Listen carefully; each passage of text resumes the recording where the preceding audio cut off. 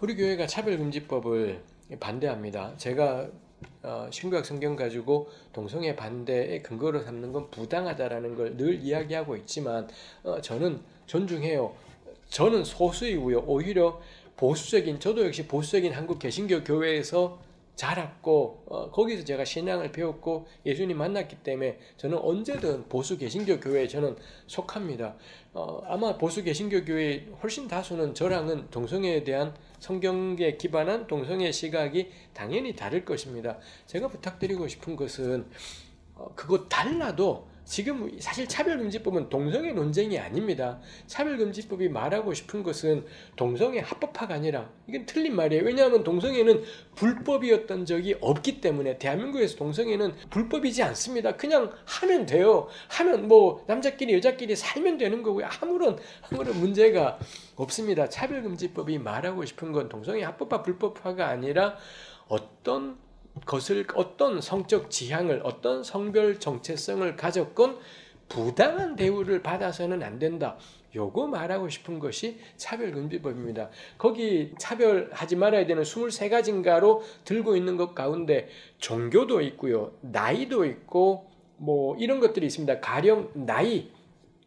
최근에 말입니다. 정의당의 어떤 이 여성 국회의원 두 사람이 이 돌아가신 박원순 시장과 연관해서 조문 나는 안 하겠다 이 말을 한 것 때문에 별의별 비방들이 쏟아졌고요. 그 중에 이 젊은 여성, 이 젊은 것들이 뭐 똥오줌 가려라 이런 말들을 한 제가 생각할 때 그런 말 한 사람은 저랑 동년배인 5, 60대 개꼰대들일 거다 생각을 하게 됩니다. 그거 차별 발언입니다. 나이 그마이 들어서 곧단 말밖에 못하는 허접한 이 5, 60대 개꼰대들을 보면서 정말 심란한 것이 있습니다. 차별금지법은 나이를 근거해서 다른 사람들에게 함부로 부당하게 대해서는 안 되는 거다. 이런 것들도 있고요. 그 다음에 또 하나가 종교도 있습니다.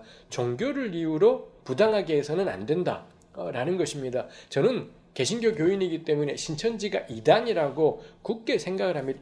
신천지는 정말 사람들에게 해를 끼치는 이단이라고 생각을 합니다. 저는 기독교인이기 때문에 불교는 저는 모르겠습니다만 하나님은 우리에게 예수라는 한 이름을 주셨다라고 저는 믿습니다.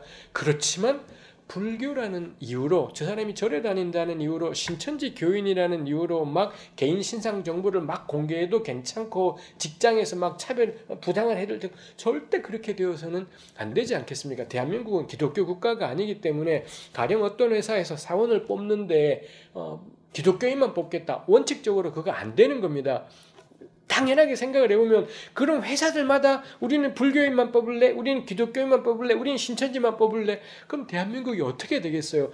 절단 나버립니다. 절단 나버리고 전쟁 날 거고요. 끝장이 나게 될 겁니다. 대한민국은 종교의 자유가 있습니다. 그렇다라는 건 내 종교가 소중한 만큼 남의 종교를 이단이라고 생각하든 진리가 아니라고 생각하든 남의 종교인을 존중하지 않으면 성립될 수 없는 것이 대한민국을 비롯한 현대 온 세계의 민주주의 국가의 공통된 특징이지 않습니까? 그렇기 때문에 그 누구도 종교를 이유로 차별받아서는 안 되고요. 누군가의 종교에 대해서 공개적인 자리에서 모욕적인 말을 하는 것들 이거 안 되는 겁니다. 가령 서울시의 시장이 기독교인이 되었답시고 서울시를 주님께 바치겠다는 소리를 공공연하게 해요. 미친놈인 겁니다. 미친놈이나 그렇게 말하는 거지. 가령 입장 바꿔봐요. 불교인 가운데 시장이 되더니 늘 걸핏하면 부처님께 서울시를 그거 기독교인인 우리가 듣기 좋겠습니까? 하나도 듣기 안 좋을 거고요. 이거 입장 바꿔놓고 생각하면 너무 쉬운 일인 겁니다. 신구약 성경은 우상 숭배에 대해서 강력하게 규탄하고 반대해요. 근데 우리 그런 성경의 가르침을 따르자면 불교나 신천지는 우상이지 않습니까? 그렇지만 그 불교 규탄은 교회 설교에서는 할 수 있어요. 타 종교에 대한 규탄은 예수님만이 진리입니다는 건 교회에서는 할 수는 있지요. 전도하느라 혹시 그런 말을 할 수도 있을 겁니다. 그렇지만 우리 전도할 때 불교는 비진리입니다. 예수님만 믿으세요. 우리 막무가내 지하철 전도자분들도 그렇게는 안 해요. 왜냐하면은 거기 타신 분들 가운데 불교인이 있을 수 있는데 불교는 우상숭배입니다 하면 이건 싸우자 다 덤벼시 이거지 전도하려는 태도는 아니지 않겠습니까? 그래서 우리 그렇게 하지 않습니다. 마찬가지인 겁니다. 성경이 그렇게 중요한 하나님 외에 다른 이름을 내게 잊지 말라 이 가장 중요하고 존귀한 명령조차도 지금 대한민국에서 우리가 공개적인 자리에서는 조심해야 되는 다중교에 대해서 매우 조심해야 되고 불이익을 끼치지 말아야 되는 게 있지 않겠습니까? 우상숭배는 구약성경에 바글바글하고요. 신약에도 나와요. 동성애자에 대한 규탄은요. 7군데 인 겁니다. 그마저도 논쟁의 여지들이 있는 것이지요. 그렇다면 저는 개신교 교인분들에게 부탁드리고 싶어요. 동성애에 대해서 어떤 견해를 가지시건 대한민국은 민주주의 국가이고 종교의 자유가 있습니다. 동성애가 죄란 이야기는 성경에 나오는 얘기예요. 예수 아닌 것들은 우상이라는 건 성경에 나오는 이야기인 겁니다. 근데 성경에 나오는 기독교인들에게만 해당되는 사항을 일반 이거 안 되는 것이지요. 차별금지법은 종교가 무엇든 성적 지향이 뭐든 성별 정체성이 무엇든 간에 심지어 거기는 정과도 있습니다. 이 사람이 끔찍한 잘못을 했고요. 처벌을 받아서 감옥을 살았습니다. 그리고 나왔잖아요. 이 사람한테도 우리가 절대 차별해서는 안 된다라는 게 그 조항 가운데 들어있기도 하고 그렇더라는 거죠. 그럼 이게 전과자 합법화 이렇게 되는 건가요? 우리 이거 그렇게 보아서는 안 되는 것이지 않겠습니까? 차별금지법은 동성애 합법화법이 아니고요. 동성혼 합법화법이 아닙니다. 그랬더니 염려하는 게 교회 사무직 직원을 뽑을 때 교회 직원들을 뽑을 때 동성애자가 지원하면 어떻게 하냐 이런 걱정을 하는 게 있습니다. 교회 직원이 한 수천 명 되는 것도 아닐 거고요. 대형교회에 교회 직원들이 몇 명이나 될지요. 우리 어느 회사든 직원 뽑을 때 어떻게 뽑으십니까? 그 직원들에게 왜 떨어졌는지를 다 이야기하십니까? 직원을 지원하고요. 그 다음에 내부 심사한 다음에 뽑고는 이 합격 불합격만 당사자들에게 통보되지 이러이러한 이유 때문에 안 뽑혔습니다. 절대 그런 거 설명하지 않습니다. 괜히 그런 거 설명하다가 또 이게 차별적 사유가 이미 이전부터 될 여지도 있기 때문에 절대 그렇게 하지 않고 그냥 합격 불합격만 통보하지 않습니까? 만일 동성애자가 지원했다면 그런 이유로 무슨 교회 분탕 이런 걸로 지원했다면 그거 염려하지 않아도 돼요. 사실 교회는 맨날 그런 거 걱정해요. 나쁜 사람들이 교회에 지원할까봐. 제가 일단 말하고 싶은 게요. 교회 다니는 놈들이 더 나쁜 놈들이 훨씬 더 많이 있고요. 보시는 분들의 담임 목사님들이 그렇게 좋은 분들이셨습니까? 목사인데도 양아치 같은 인간이 겁나 처지고 자기 새끼한테 교회 줘버리고 그러지 않습니까? 그거 생각하면 너무 염려하지 않아도 된다 싶은 거고요. 정말 동성애자인데 절대 아닌 척하고 숨기고 들어와서 교회에 분탕을 지으려고 한다. 저 말씀드리지만 너무 염려하지 않아도 될 거다 싶고요. 정말 그런 사람들이 있을지도 모르겠습니다. 근데 정말 간혹가다 이런 사람들이 있을지도 모른다는 이유 때문에 차별금지법이 좀 더 이런 걸 완전히 차단하는 걸로 보완되지 않는 한 보완돼야 된다. 그래서 지금은 찬성할 수 없다라고 말하는 건 너무 못된 것입니다. 저쪽은 뭐가 있냐면 지금도 게이라는 이유로 계속 암묵적으로 명시적으로 차별을 당하고 직장에서 이게 알려지면은 이 직장 동료 전체에 따돌림이 있고요. 해고의 위험이 늘 있고 지금도 이 사람들은 늘 차별 속에 놓여 있습니다. 삶이 쉽지가 않아요. 이 자살률이라든지 우울증이라든지 이 성소수자들이 훨씬 더 많이 있다라는 객관적인 통계가 있지 않습니까? 지금 일상에서 어제도 오늘도 내일도 계속 차별이 벌어지고 있습니다. 근데 우리네 교회는 차별금지법이 통과되었을 때 혹시 모를 교회에 어려움이 생기는 것 때문에 이 법을 반대하고 보류하려고 해요. 이건 교회가 아닌 겁니다. 우리의 자랑이 뭔가요? 내가 손해가 될지어라도 다른 사람에게 유익이 된다면 그리스도의 사랑으로 우리 해왔잖아요. 우리를 감동시켰던 건 단지 목사님들의 설교가 아니라 우리 공동체 내에서 이루어지는 그 변화였지 않습니까? 나 같은 사람을 환대해 줬고 날 위해 자기를 희생하고 섬겼던 이게 우리의 자랑이었지 않습니까? 근데 지금 와서 우리네 교회는 혹시 모를 교회의 손해 때문에 지금도 차별당하는 사람들이 저렇게 바깥에 있는데 혹시 모를 교회의 그 손해 때문에 이 법 통과를 반대해요.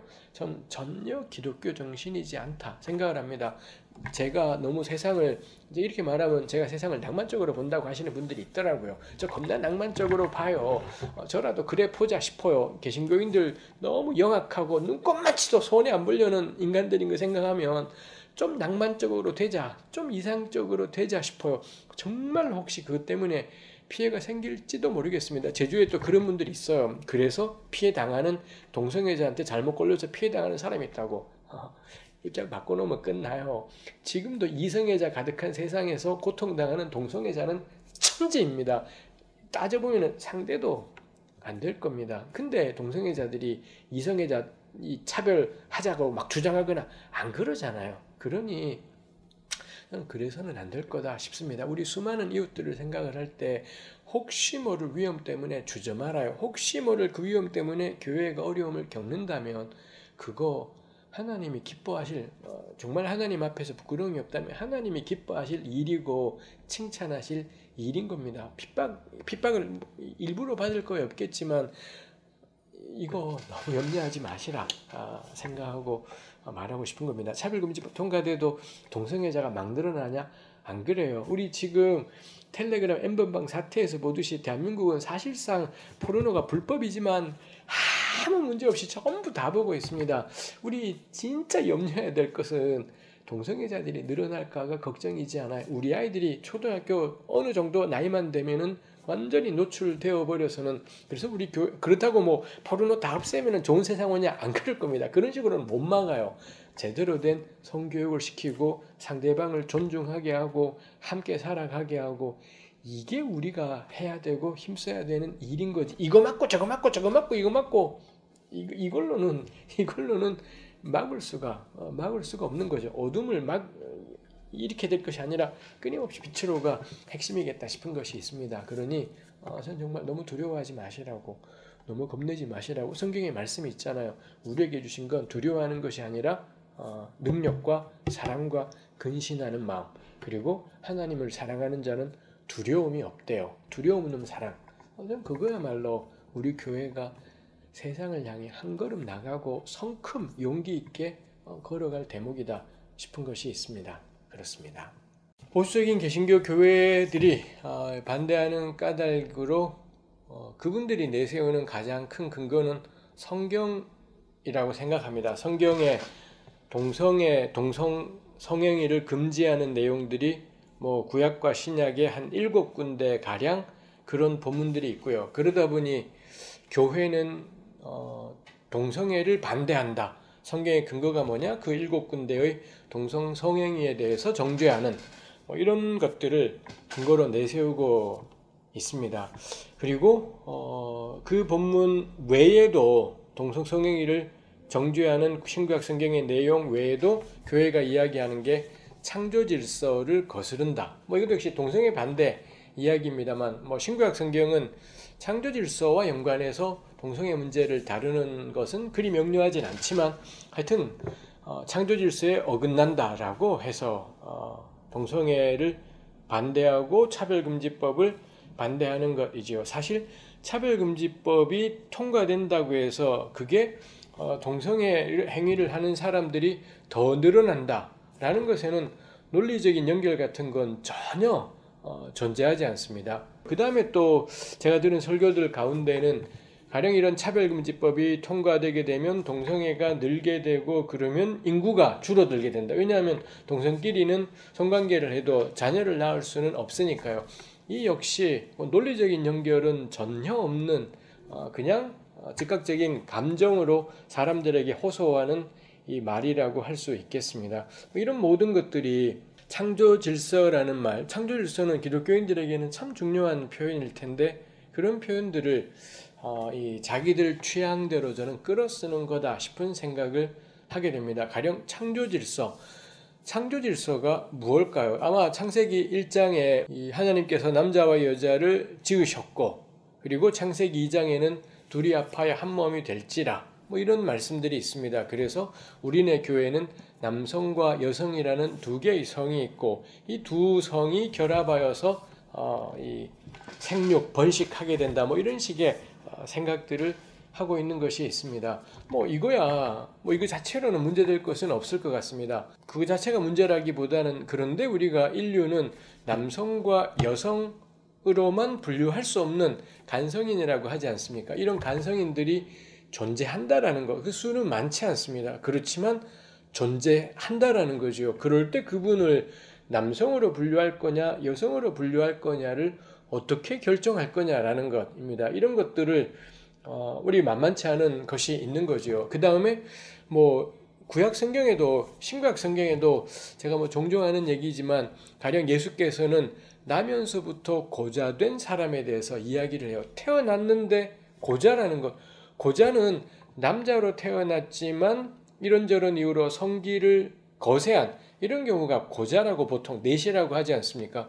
근데 태어나면서부터 고자라는 건, 아니 그럼 뭔가가 남성 성기가 있는 걸 잘라야 되는 건데 그게 아닌데 태어나면서부터 그랬다라는 것, 그럼 이 아이는 남성인지 여성인지가 모호한 상태라는 거죠. 아마도 이런 경우가 간성인이라고, 오늘날에 우리 하는 말로는 간성인, 인터섹스라고 저는 그렇게 분류할 수 있을 것 같습니다.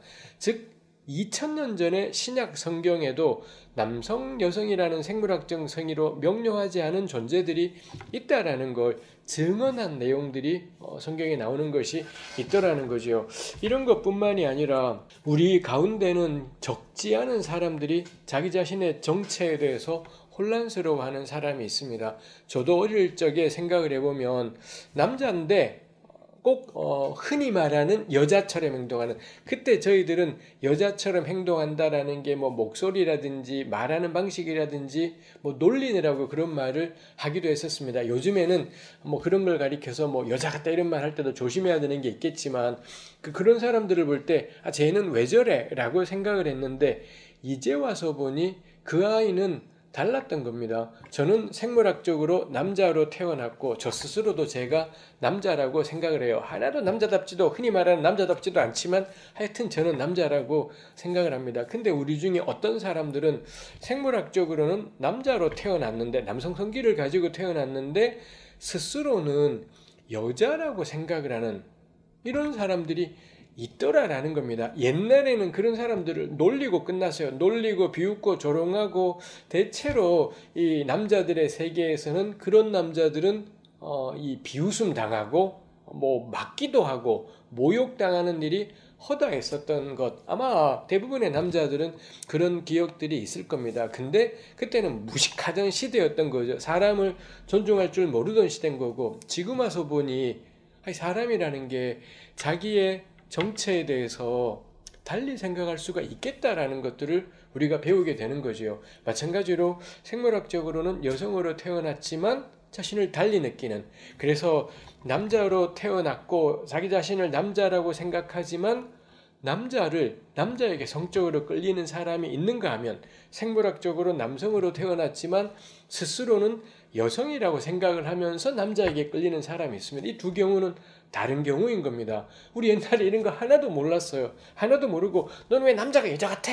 뭐 이런 말들로 손쉽게 그 사람을 짓밟고 비웃고 조롱하고 이렇게 했던 거지만, 이제 시간이 지나면서 이런 분들이 나는 제정신이 아니구나, 나는 문제가 있구나, 이렇게 생각한 것이 아니라 그냥 그게 난데 내가 남자인데, 내가 생물학적으로는 남자인데 내가 여성이라고 스스로를 느끼는 게 그게 다른 사람들에게 무슨 해를 끼쳤습니까? 다른 사람들을 뭐 핍박하고 억압하고 자기랑 다른 사람은 다 그게 이제 비정상이야 뭐 이렇게 말한 것도 아니고, 그냥 나는 이런 나야 이렇게 발견하는 사람들이 생겼고, 그분들이, 우리 사회는 그런 분들 뭐 그래 너 정 못 바꾸겠으면 찍소리 말고 지내라고, 표시내지 말고, 이 부모님들이 자녀가 살아갈 삶이 얼마나 고달플지가 예상이 되기 때문에 부모님들은 그렇게 말씀을 하셨겠지만, 우리 사회는 그런 분들 뭐 그래 너 다르다면 알겠는데 소리 내지 말라고, 소리 내지 말고 티 내지 말고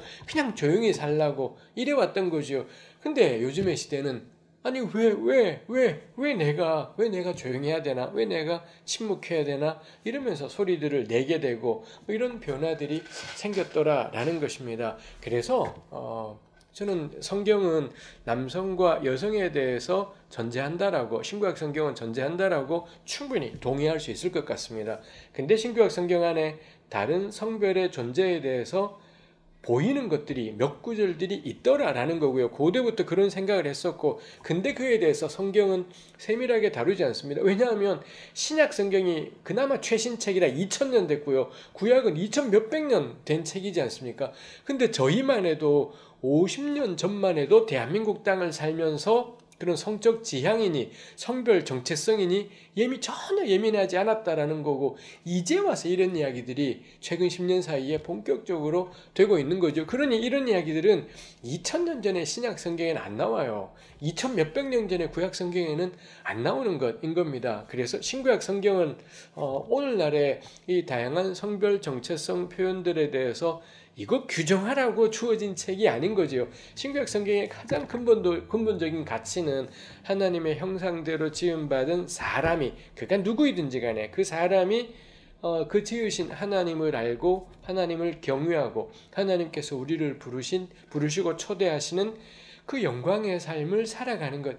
이게 신구약 성경이 말하고 싶은 거고, 그게 바울의 표현으로는 이 구원을 깨닫게 되고 하나님의 사람으로 온전케 하며 모든 선한 일을 행할 능력을 갖추고, 이게 성경이 존재하는 가장 근본적인 이유라는 것입니다. 그 점에서 성경을 근거로 해서 이렇게 자기 자신을 다양하게 느끼는 사람들을 정죄하는 데 성경을 쓰는 건 전 틀린 것입니다. 성경은 그런 정죄에 쓰이는 것이 아니라 마땅히 하나님을 알아야 되는데 그를 경외치 않는 것, 그 다음에 마땅히 하나님의 진리를 따라 살아야 되는데 그렇지 않고 욕망을 따라 살고 남을 착취하고 지배하고 억압하고, 혹은 자기 스스로를 착취하고 억압해서는 자기 삶을 황폐하게 혹은 이 끔찍하게 만들어버리기도 하고, 이거에 대해서 성경이 규탄하고 반대하며 인간의 존엄, 삶의 풍성함, 이걸 말하는 책인 거지, 자기가 사람들이 보는 자기와는 다른 자기를 발견하며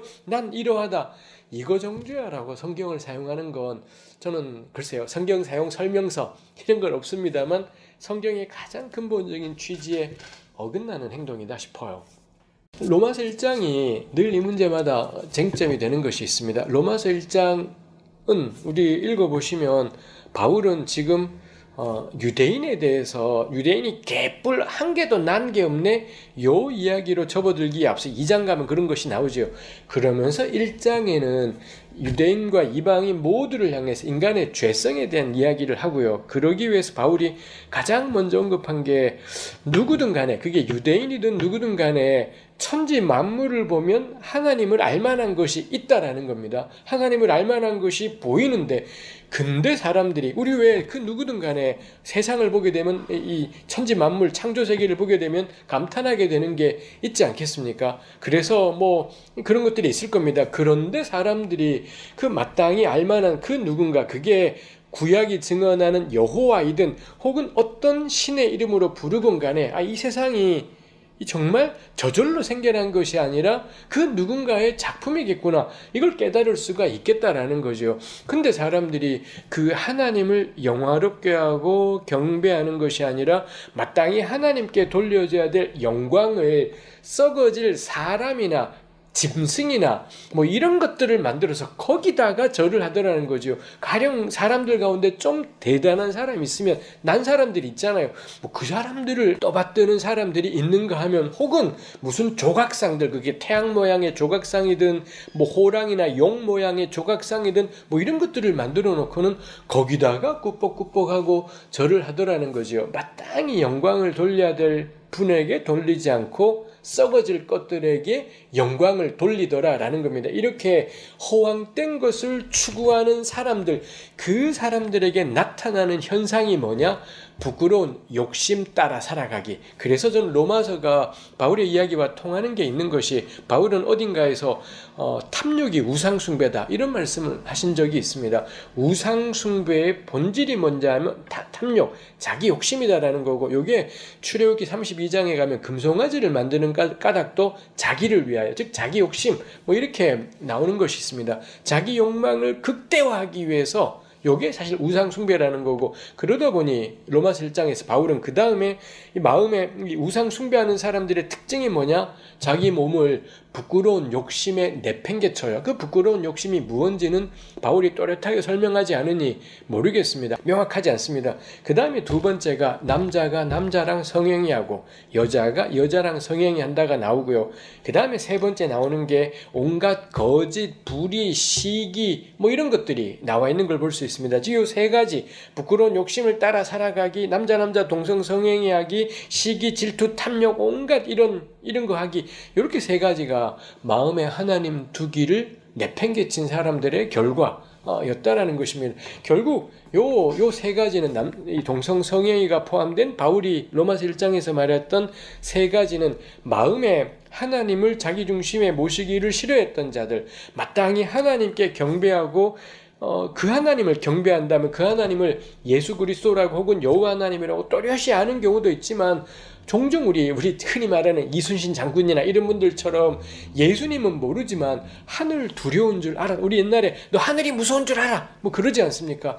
이런 존재를 알았던 사람들은 그에 맞는 삶이 있었을 겁니다. 근데 이거 개무시한 사람들이 자기 욕망대로 살려고 했던 일이 부끄러운 욕심, 동성성행위, 그 다음에 시기, 질투, 탐욕 이렇더라는 겁니다. 즉 바울이 로마서 1장에서 문제시하는 동성성행위는 뭐냐면 하나님이고 뭐고 하늘 두려운 줄이고 뭐고 간에 내 욕망이 전부야, 이렇게 살아간다라는 거죠. 우리 이 본문 가지고 역시 동성성행위는 문제니 할지 모르겠습니다. 근데 바울은 이성성행위는 언급하지 않습니다. 왜냐하면 저는 이성애자입니다. 그래서 저는 제 아내는 여성이고요. 제가 사랑하는 사람은 여성입니다. 그렇게 성관계를 맺는다라고 할 때, 그때 우리 성관계를 할 때 욕망 없이 성관계가 되나요? 이거 거의 불가능합니다. 성관계를 하는 유일한 가장 근본적인 동기부여는 욕망이 있어야 돼요. 성적인 욕망이 생기지 않으면 안 되는 거잖아요. 그러니 이런 성적인 욕망, 이걸 가리켜서 지금 바울이 그거 추악한 욕망이야, 그렇게 바울은 풀어가진 않아요. 적어도 로마서 1장에서. 물론 바울은 이런 성욕에 대해서 그리 떨떠름해 한다라는 느낌이, 이성 성욕도 떨떠름해 한다라는 걸 고린도전서에서 볼 수 있는 것이 있지만 바울 생각이고요. 구약 성경은 결코 이런 성적인 욕망에 대해서 부정적인 것으로 생각하지 않는다라는 것이 있는 거죠. 그래서 거기 동성성행위는 그런 점에서 왜 바울이 규탄하나요? 마음에 하나님 두기를 싫어한 사람들, 하나님께 합당한 영광을 돌리는 게 아니라 하나님 그런 것 없어, 내 탐욕을 극대화시키는데 필요한 것, 그래서 벌어지는 행동. 그렇다면 거기서의 동성성행위는 오늘날에 남자인데 남자에게 성적으로 끌리는 사람, 여성에게는 그런 끌림이 없어요, 이런 사람을 가리키는 것이 아니라, 로마 시대 때는 이게 허다했다지 않습니까? 가령 로마 시대에 웬 남자가 집창촌에 가면은요, 오늘은 여자랑 성관계 할래? 그럼 여자를 불러줘요. 성관계 하고요. 그 다음날 가서 나 오늘은 남자랑 성관계 할래? 그럼 그 집창촌에 고용된 그런 남자들이 있습니다. 이런 남자들은 자유로운 로마 시민은 절대 이런 걸 해서는 안 되었고요. 끌려왔던 외국인이었거나 그 다음에 노예였거나 뭐 이런 사람들이 집창촌에 고용되어 있는 남자였었습니다. 그럼 그 남자랑 성관계예요. 이건 뭔가요? 이 로마 남자는 여자이건 남자이건 자기가 성적인 쾌락을 위해서 오늘은 여성, 오늘은 남성 이러는 것, 이게 바울이 정확하게 규탄하고 있는 내용인 겁니다. 지 욕망을 극대화하기 위해서라면 오늘은 여성 성기에 삽입했으면 내일은 남성에게 한번 삽입해보자, 이게 이 바울이 규탄하고 있는 것인 거. 그러다 보니 그 로마서 1장의 세 번째 규탄이 뭐 시기, 질투, 욕심 뭐 이런 것들이 있지 않습니까? 이런 차원이었다라는 겁니다. 근데 오늘 우리가 만나는 성소수자들은 이렇게 욕망에 환장을 해서 남자에게 이건 여자에게 이건 다 관계해보자, 이런 분들이 아니다라는 겁니다. 이게 오늘날 우리네 교회가 로마서를 그렇게 읽으면서도 로마서 1장 가지고 지금의 LGBT들을 정죄하는데 사용한다라는 건 저는 본문이 말하고 있는 거에 하나도 귀 기울이지 않는 것이겠다이지요. 저는 로마서 1장에 근거해서 이성애자와 동성애자 모두를 비판할 수 있다고 생각해요. 이성애자, 텔레그램 N번방처럼 지 욕망의 충족을 위해서라면 어린애한테 아직 어린 사람들을 어린 여성들을 이 텔레그램 N번방은 전부 이성애자들입니다. 이런 이성애자들을 전문용어로 개자식이라고 그렇게 불러야 될 겁니다. 이 개자식들이 혹은 개새끼라는 그런 용어도 있죠. 이런 인간들이 돈을 주고서는 그 어린 여자아이들을 성착취를 하는 거죠. 왜 그렇게 하나요? 욕망의 극대화예요. 지 욕망을 극대화하기 위해서라면 뭐든지 하는 겁니다. 아마 제가 지금까지 잘 들어본 적은 없지만 동성애자들 가운데도 자기 욕망을 극대화하기 위해 상대방이 이렇게 하는 사람들이 있을 겁니다. 사람은 어디나 비슷하니까요. 그러니 바울의 로마서 1장 본문은 욕망을 위해서라면 대상이 누구든 상관하지 않고 지 욕망을 극대화하기에 그게 같은 성이든 이성이든 동물이든 어린애든 뭐 할 것 없이 그냥 임신부이든 뭐든 할 것 없이 그냥 관계하는 사람, 그게 로마서 1장에서 바울이 제가 생각할 때는 정확하게 규탄하고 있는 내용일 겁니다. 그래서는 한국의 개신교 교회가 이성의 자이건 동성의 자이건 간에 서로를 성적 대상화하지 않는 것, 자기의 파트너를 하나님의 형상대로 지음받은 존엄한 하나님의 형상, 하나님의 사람으로 기억하는 것, 혹은 예수를 안 믿더라도 교회를 안 다니더라도 사람을 성적 대상화하지 말라고, 그 누구도 성적으로 지배하거나 좌우해서는 안 된다. 이거야말로 한국 개신교가 성경의 근거에서 세상을 향해 외칠 수 있는 말일 겁니다. 그럴 때 저는 교회가 세상에 비칠 수 있고 소금일 수 있겠다 싶은 거죠. 근데 우리 교회들이 안 그러잖아요. 최근에 한국의 대형교회 목사님들이 무슨 서로 못난이 시합이라도 하는 것처럼 차별금지법을 반대하면서요. 저는 이 대형교회 목사라는 작자들이 텔레그램 N번방에 대해서 일치단계란 설교하는 거 못 들어봤어요. 대형교회 이 목사라는 작자들이 80년에 5.18 광주 사건이 났을 때 저는 그때 한국 대형교회 목사라는 작자들이 그에 대해 규탄하는 거 못 들었다라는 겁니다. 안 돼요. 대형교회 목사님들 진짜 저는 나쁜 놈들이라고, 여기 성명에 참여했던 이 설교했던 목사님들 진짜 나쁜 놈들이라고 저는 생각을 해요. 정말로 그 때문에 독재권력 때문에 사람이 죽어나갔잖아요. 정말로 사람이 죽었고 쓰러졌고 피를 흘렸고 뭐 이런 일이 있습니다. 이 광주의 망월동 국립묘지 가보세요. 죽을 때 나이가 열 몇 살이나 사람들이 거기 잔뜩 묻혀 있어요. 그 사람들이 무슨 사상범일 수가 있겠으며 빨갱이일 수가 있고 그러겠습니까? 근데 그때 당시에도 이 교회는 안 그랬다라는 거죠. 근데 이제 와서 동성애자들을 붙잡고 막 일치단결해서 동성애자 때문에 인구가 준대요. 걱정은 하들덜덜 말게 이성애자들 겁나 열심히 성관계하면 돼요. 근데 왜 지금 우리 젊은 친구들이 왜 출산을 한 명을 겨우 낳든지 안 낳든지 한가요? 키울 자신이 없어서 그렇습니다. 집값 저렇게 미친 듯이 올라가지. 뭐 근데 비정규직 노동자도 비정규직마도 일자리가 별로 없지. 먹고 살 길이 막막하잖아요. 그러니 결혼을 주저하게 되고 결혼하더라도 출산하기를 주저하게 되는 건데, 이 양아치 같은 한국 대형교회 목사라는 작자들이 그 다음에 이런 대형교회 목사들이 기껏 한다는 소리가 무슨 동성애 때문에 인구가 준다라고 해요. 대개교회 교인들이 말입니다. 대개교회 교인들이 집 두 채 있는 거 한 채씩만 다 팔아요. 그럼 부동산이 안정이 되면 청년들 결혼하기 훨씬 낫고요. 출산하기도 훨씬 나은 것입니다. 대개 망할 놈의 큰 대형 교회들에서 이 기금을 마련해서 말입니다. 청년들에게 기본소득으로 얼마씩 줘요. 그리고 결혼할 때 결혼 정년기가 되었을 때 무이자 융자 이런 거 교회에서 그게들 돈 겁나 많잖아요.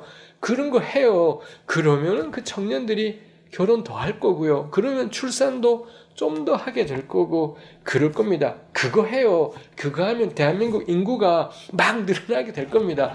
동성애자 씹는다고 이게 바뀔 일이지는 않겠다라는 거지요. 제가 중간에 격분해서 막 말한 것이 있습니다. 그렇지만 그 대형교회들, 제가 이제 수습 공연입니다. 그 대형교회들에도 예수님 믿는 사람들이 무지 많을 거고요. 저보다도 신실하신 분들도 많을 것입니다. 그래서 제가 그 교회들의 어떤 한 측면을, 저는 주로 대형교회 교우들 욕하기보단 대형교회 목사들 욕하는 거리니 그 목사님들이 좋은 분들이겠죠. 근데 어떤 부분들은 말이 안 되는 소리를 행하는 것이 있더라라는 겁니다. 그 부분에 대해서 제가 이야기를 한 것입니다. 그래서 로마서 1장은 저는 그런 본문으로 읽어서는 안 된다라고 생각을 해요. 교회는 이런 거 가지고 뒷탄해서는 안 됩니다. 존재가 문제가 아니라 어떤 존재이든 간에 하는 행동들이 문제잖아요. 가령 게이 커플이 있다고 쳐요. 지금 이미 있습니다. 이미 뭐 합법이고 자시고 동성애를 합법화시킨다는데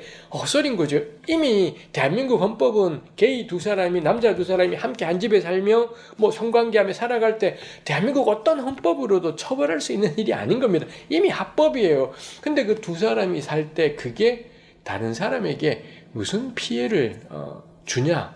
라는 거죠. 그 사람들이 이웃집을 막 해치고 때리고 해요. 그럼 당연히 처벌해야 되는 건데 행동이 처벌이 돼야 되는 거지 존재를 두고 처벌해서는 안 되는 것이지 않겠습니까? 성경을 그런 데 써서는 안 될 거다 싶어요.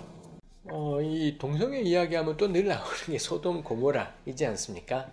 제가 이 부분은 뭐 너무 많이 말을 해서 그렇습니다만 정말 나쁜 사람들은 저는 소돔 고모라가 동성애 때문에 망했어라고 말하는 사람도 나쁜 사람이지만 더 나쁜 사람은 누구냐면 소돔 고모라가 물론 동성애 때문만은 망한 것이 아니라 이 환대 때문에 나그네를 짓밟은 것 때문에 망했지만 동성애도 원인이다 라고 말하는 인간들이 전 더 나쁜 놈들이라. 이건 누가 말하느냐? 그 망할 놈의 교수라는 작자들이 대체로 이런 식으로 이야기를 해요. 전 그분들이 겁나 비열한 작자들이다라고 생각을 합니다. 우리 교회, 개신교 교회가 가지고 있는 동성애 때문에 망했어. 근데 지가 봐도 아니거든요. 지가 봐도 아닌 것이 있거든요. 그럼 근데 이런 소리 했다가는 이 개신교 교회로부터는 보통 일이 아닌 게 돼요. 그럼 뭐 하느냐? 이 양아치 같은 작자들이 절충을 해요. 물론 정의 문제도 있지만 나그네 대접 문제도 있지만 동성애 문제도 있다. 혹은 이걸 말을 바꿔서 동성애 문제도 분명히 있고 그리고 나그네에 대한 환대도 있어. 이런 식으로 말하는 게 있습니다. 다시 한번 그분들 가운데 저보다 학문적으로 훨씬 뛰어난 분도 많고요. 뭐 인품이나 이것도 저보다 훨씬 뛰어난 분도 많이 있습니다. 제가 지금 짚고 싶은 그 주장에 대해서 짚고 싶은 것이 있습니다. 소돔 고모라는 동성애 때문에 동성애는 동성을 향한 성적 끌림이지 않습니까? 그래서 이 게이는 이 두 사람의 게이 커플이 있다면 둘은 서로에게 성적으로 끌리는 것이 있고 그럴 때 이 두 사람을 동성애자 뭐 이렇게 표현할 수가 있지 않겠습니까? 근데 소돔성에 나그네 천사였는데 나그네가 찾아왔고요. 소돔 사람 다 들이닥쳐서 이 동성애래요. 거기에 무슨 성적 거기 남녀노소가 다 왔대요. 어린아이가 창세기 본문은 그런 거 아무 관심 없어요. 죄다 이 말을 하고 싶어 놓으니까는 이 나이 든 자로부터 어린아이까지 뭐 이런 이야기를 한 것이지 않겠습니까? 이건 동성애 아니에요. 이게 무슨 가령 이 전쟁터에 갔는데 이 한국군도 베트남 가서 그런 거 많이 했고요. 인류는 하여튼 전쟁 났다 하면 이 군인들은 99%가 남자지 않습니까? 이 남자 군인들이 어떤 곳에 쳐들어가고 이겼잖아요. 그럼 그 동네 여성들은 박살이 나는 겁니다. 그럴 때 100명의 남성들이 와르르 몰려들어서 그 마을에 있는 한 명의 여성을 성폭행을 윤관을 돌아가면서 해요. 우리 그거 보고서 그 지역의 문제가 뭐냐? 이성애도 있지만 이 포로인 여성을 유린한 남자들의 폭행도 있다. 그딴 식으로 설명할 거냐라는 거예요. 이 10명의 군인들이 한 명의 여성을 놓고서 성폭행을 했을 때 우리 그거 보고서 근본적으로 약자인 여성을 짓밟은 것도 있지만 이성의 문제도 관가할 수는 없다. 그렇게 설명할 거냐? 그렇게 설명할 거냐? 라는 것입니다. 근데 유독 창세기 19장의 소돔 고모라 보면은 동성애라고 말하는 개신교 교회가 있는가 하면 동성애도 문제라고 말하는 학자 나부랭이들도 있더라라는 겁니다. 저는 정말 비열하기 짝이 없는 사람들일 거다 싶어요. 정말로 그 소돔 사람들 몰려왔던 사람들 중에 어떤 이들은 몇 %인지 모르겠습니다. 인구 가운데 인류는 대체로 20% 15% 안팎의 동성애자들이 존재한대요. 그러니 아마 소돔에 그때 몰려왔던 사람 가운데도 15 내지 20 있었을 수도 있겠지요. 근데 그런데 그렇게 몰려와서 두 사람의 나그네를 끄집어내라 성관계 하겠다라고 했을 때 그 본질은 뭔가요? 동성애이지 않습니다. 성폭행, 집단 성폭행, 집단 윤곽. 이게 가장 명료한 표현이고 왜 그거 하나요? 해도 될 만하니까요. 자기네들은 쪽수 겁나 많고요. 이 나그네들은 정말 굴러 들어온 존재에 불과해요. 해도 될 만하니까 그런 짓을 하는 겁니다. 우린 요걸 뭐라 그러나요? 권력에 기반한 성폭행인 겁니다. 왜 우리 사회에 성추행, 성폭행, 성희롱이 난무하나요? 해도 될 만하니까요. 해도 될 만한 자리가 되니까 그런 말들이 난무하지 않습니까? 가장 근본적인 문제는 그래서 권력 관계인 겁니다. 가령 아랫사람들이 상사가 여성일 경우에 이 직급 낮은 남자들이 적어도 그 앞에서는 성희롱적인 행동을 할 수가 없습니다. 이게 힘이 있으니까요. 근데 여기 뒤집히면은 자기도 모른 채 부하 직원에게 성희롱적인 말을 하고 사진을 보내고 뭐 손을 잡고 이런 짓들을 하는 거죠. 왜 그렇게 하나요?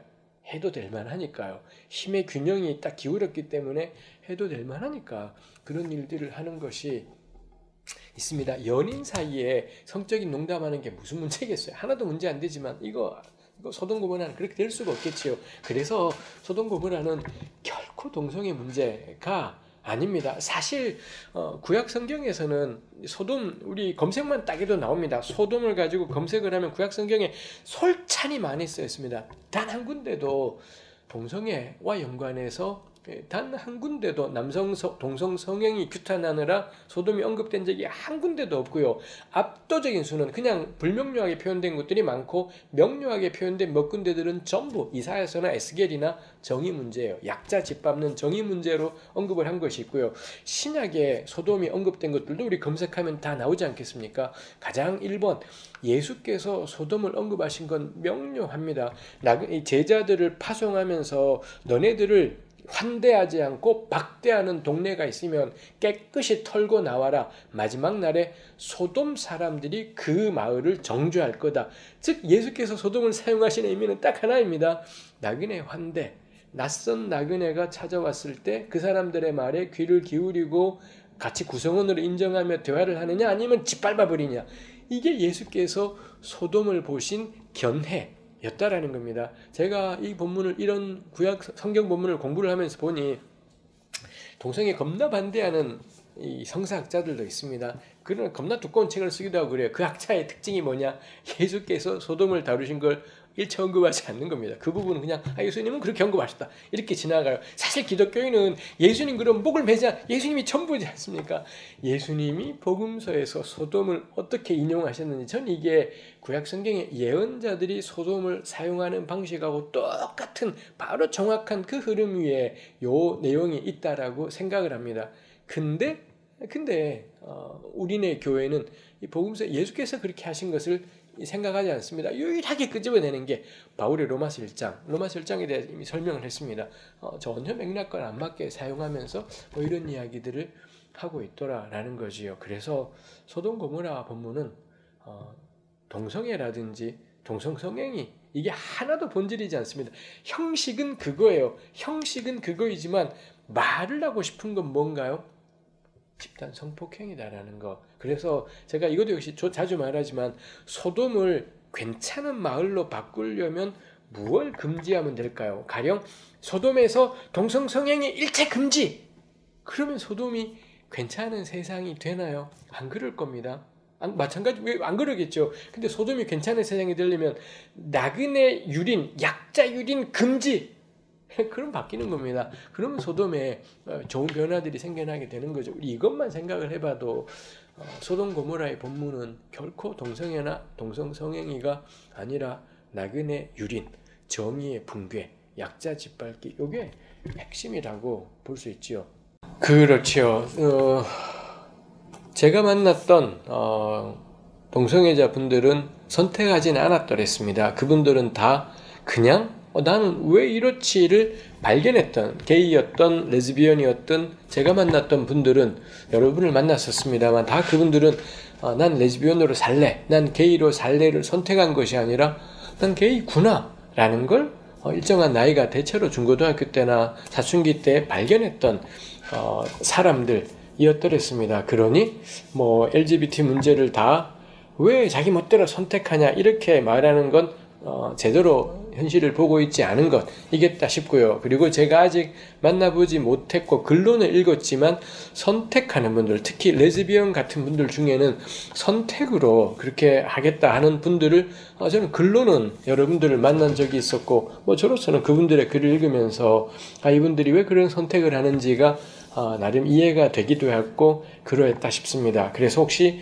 뭐 이 영상을 보시는 분들 가운데 반대하는 이 동성애 반대 차별금지법 반대하는 분이 있다면 안 볼 것 같긴 해요. 그런 분들이 제가 나오는 이 영상을 안 볼 것 같기는 하다 싶습니다만, 저는 늘 어디 가든 꼭 먼저 부탁드리고 싶은 건 정말 그분들을 만나보신 다음에 그분들이 왜 그러한지에 대해서 깊이 이야기를 들어보는, 우리 교회의 자랑이 그거잖아요.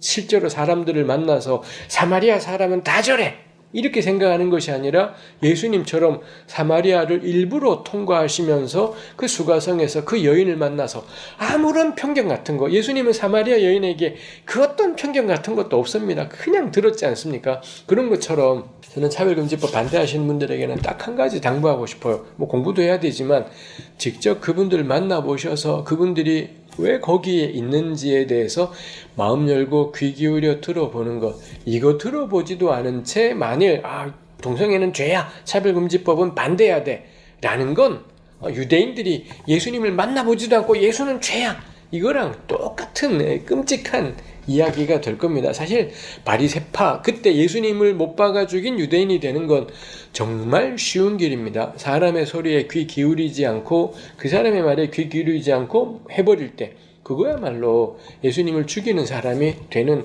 가장 빠른 길이다 싶은 것이 있습니다. 차별금지법은 사실 한국 사회에서 차별이 금지되어 있다, 평등을 지향한다라는 것이 헌법적 가치고 국가가 지향하는 바로 되어 있긴 하지만, 사실 차별금지에 관련된 구체적인 그리고 포괄적인 그런 법률은 부재한 상황이거든요. 그래서 이제 그러한 내용을 담기 위해서, 그리고 그러한 어떤 국가의 방향, 또 사회 방향을 우리가 구현하고 또 선언하기 위해서 만든 법이라고 할 수가 있겠고요. 근데 그렇다고 해서 뭐 모든 차별을 다 금지한다, 뭐 이런 법은 아니고요. 사실 4가지 영역, 정확하게는 고용, 교육, 그 다음에 재화의 이용과 공급, 행정 서비스, 이 4가지 영역에서만큼은 차별을 금지하고 또 거기서 차별이 발생했을 때 그것을 구제할 수 있는 방법들을 제시한 법이 이제 포괄적 차별금지법이다, 이렇게 말씀드릴 수 있을 것 같습니다. 사실 이제 의원들이 차별금지법 발의를 한 적이 몇 번 있었는데, 그 중에 이제 일부 법안이 이제 발의는 된 상태에서 심의도 못 해본 채 이제 자진 철회가 됐던 적이 몇 번 있었습니다. 근데 자진 철회는 당시에 이제 뭐 일부에서 여러 가지 항의들, 뭐 전화도 걸고 뭐 반대도 하고 또 지역구 통해서 이런 여러 가지 이제 항의들, 특히 이제 보수 개신교 쪽의 일부 이제 세력들이 국회의원들을 압박한 거죠. 압박을 해서 이제 폐기가 됐던 그런 전례들이 몇 건 있었습니다. 일단은 기존의 국가인권위원회 법에 의해서도 성적 지향에 대한 차별은 금지되어 있기 때문에 이제 그 부분과 관련해서 특별히 차별금지법이 생긴다고 해서 뭐 동성애 관련된 내용이 특별히 뭐가 달라지는 거다, 사실 이렇게 얘기할 수는 없고요. 다만 이제 구제 방법이나 절차가 조금 더 다듬어진다, 사실 뭐 이런 정도로 얘기할 수가 있을 것 같고요. 또 이제 차별금지법에는 뭐 법안마다 다릅니다만 19가지 내지는 한 23개 정도의 차별금지 사유가 이렇게 나열이 되어 있습니다. 성적 지향은 그 중에 하나일 뿐이고, 사실은 19가지에서 23가지 이 사유로 인한 차별을 금지하는 것이 차별금지법이지, 특별히 뭐 동성애 관련된 내용 때문에 만들어졌다거나 그것만이 차별금지법의 내용이다, 이렇게 얘기하는 것은 사실은 정확한 게 아니다라고 이야기할 수 있을 것 같습니다. 일단은 뭐 그런 얘기들이 오래전부터 있었고, 사실은 여러 번 그건 아니다라는 것을 설명을 했음에도 불구하고 아직도 이제 그런 얘기들이 떠돌아다니는 거 굉장히 유감스러운 일이고요. 일단은 차별금지법에서 형사처벌이라고 하는 것은 보복조치, 그러니까 어떤 신고를 했는데 신고한 사람들을 오히려 2차 가해하거나 이제 이런 행위에 대해서만 형사처벌하고 있고, 그 외의 행위는 형사처벌하는 건 아무것도 없습니다. 나머지는 전부 이제 인권위에서 권고를 하고 권고가 안 받아들여졌을 때는 또 일부 법안에서는 뭐 시정명령 또는 이행강제금 부과, 그 다음에 이제 민사소송 뭐 이런 절차를 통해서 구제하도록 되어 있다는 거 먼저 말씀드릴 수 있을 것 같고요. 그 다음에 또 이제 자꾸 이제 설교 얘기 관련해서 많이 나오는데, 아까도 이제 말씀드렸지만 차별금지법이 금지하는 영역은 고용, 교육, 그 다음에 재활 이용기 공급, 그 다음에 행정 서비스, 이 네 가지 영역에 한정이 되어 있기 때문에 설교는 여기에 전혀 해당되지 않는 내용입니다. 그래서 설교가 차별금지법에 의해서 규율될 가능성은 제로다라고 확실하게 말씀드릴 수 있을 것 같습니다. 전혀 그렇지는 않고요.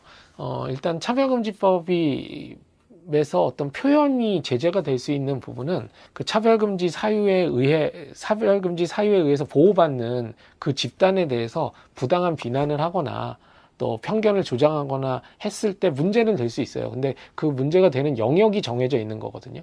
예를 들면 거리에 나가서 무슨 뭐 이주자는 물러가라 뭐 얘기한다거나 뭐 동성애 반대한다는 이야기를 하는 것이 차별금지법의 규율 대상은 아닙니다.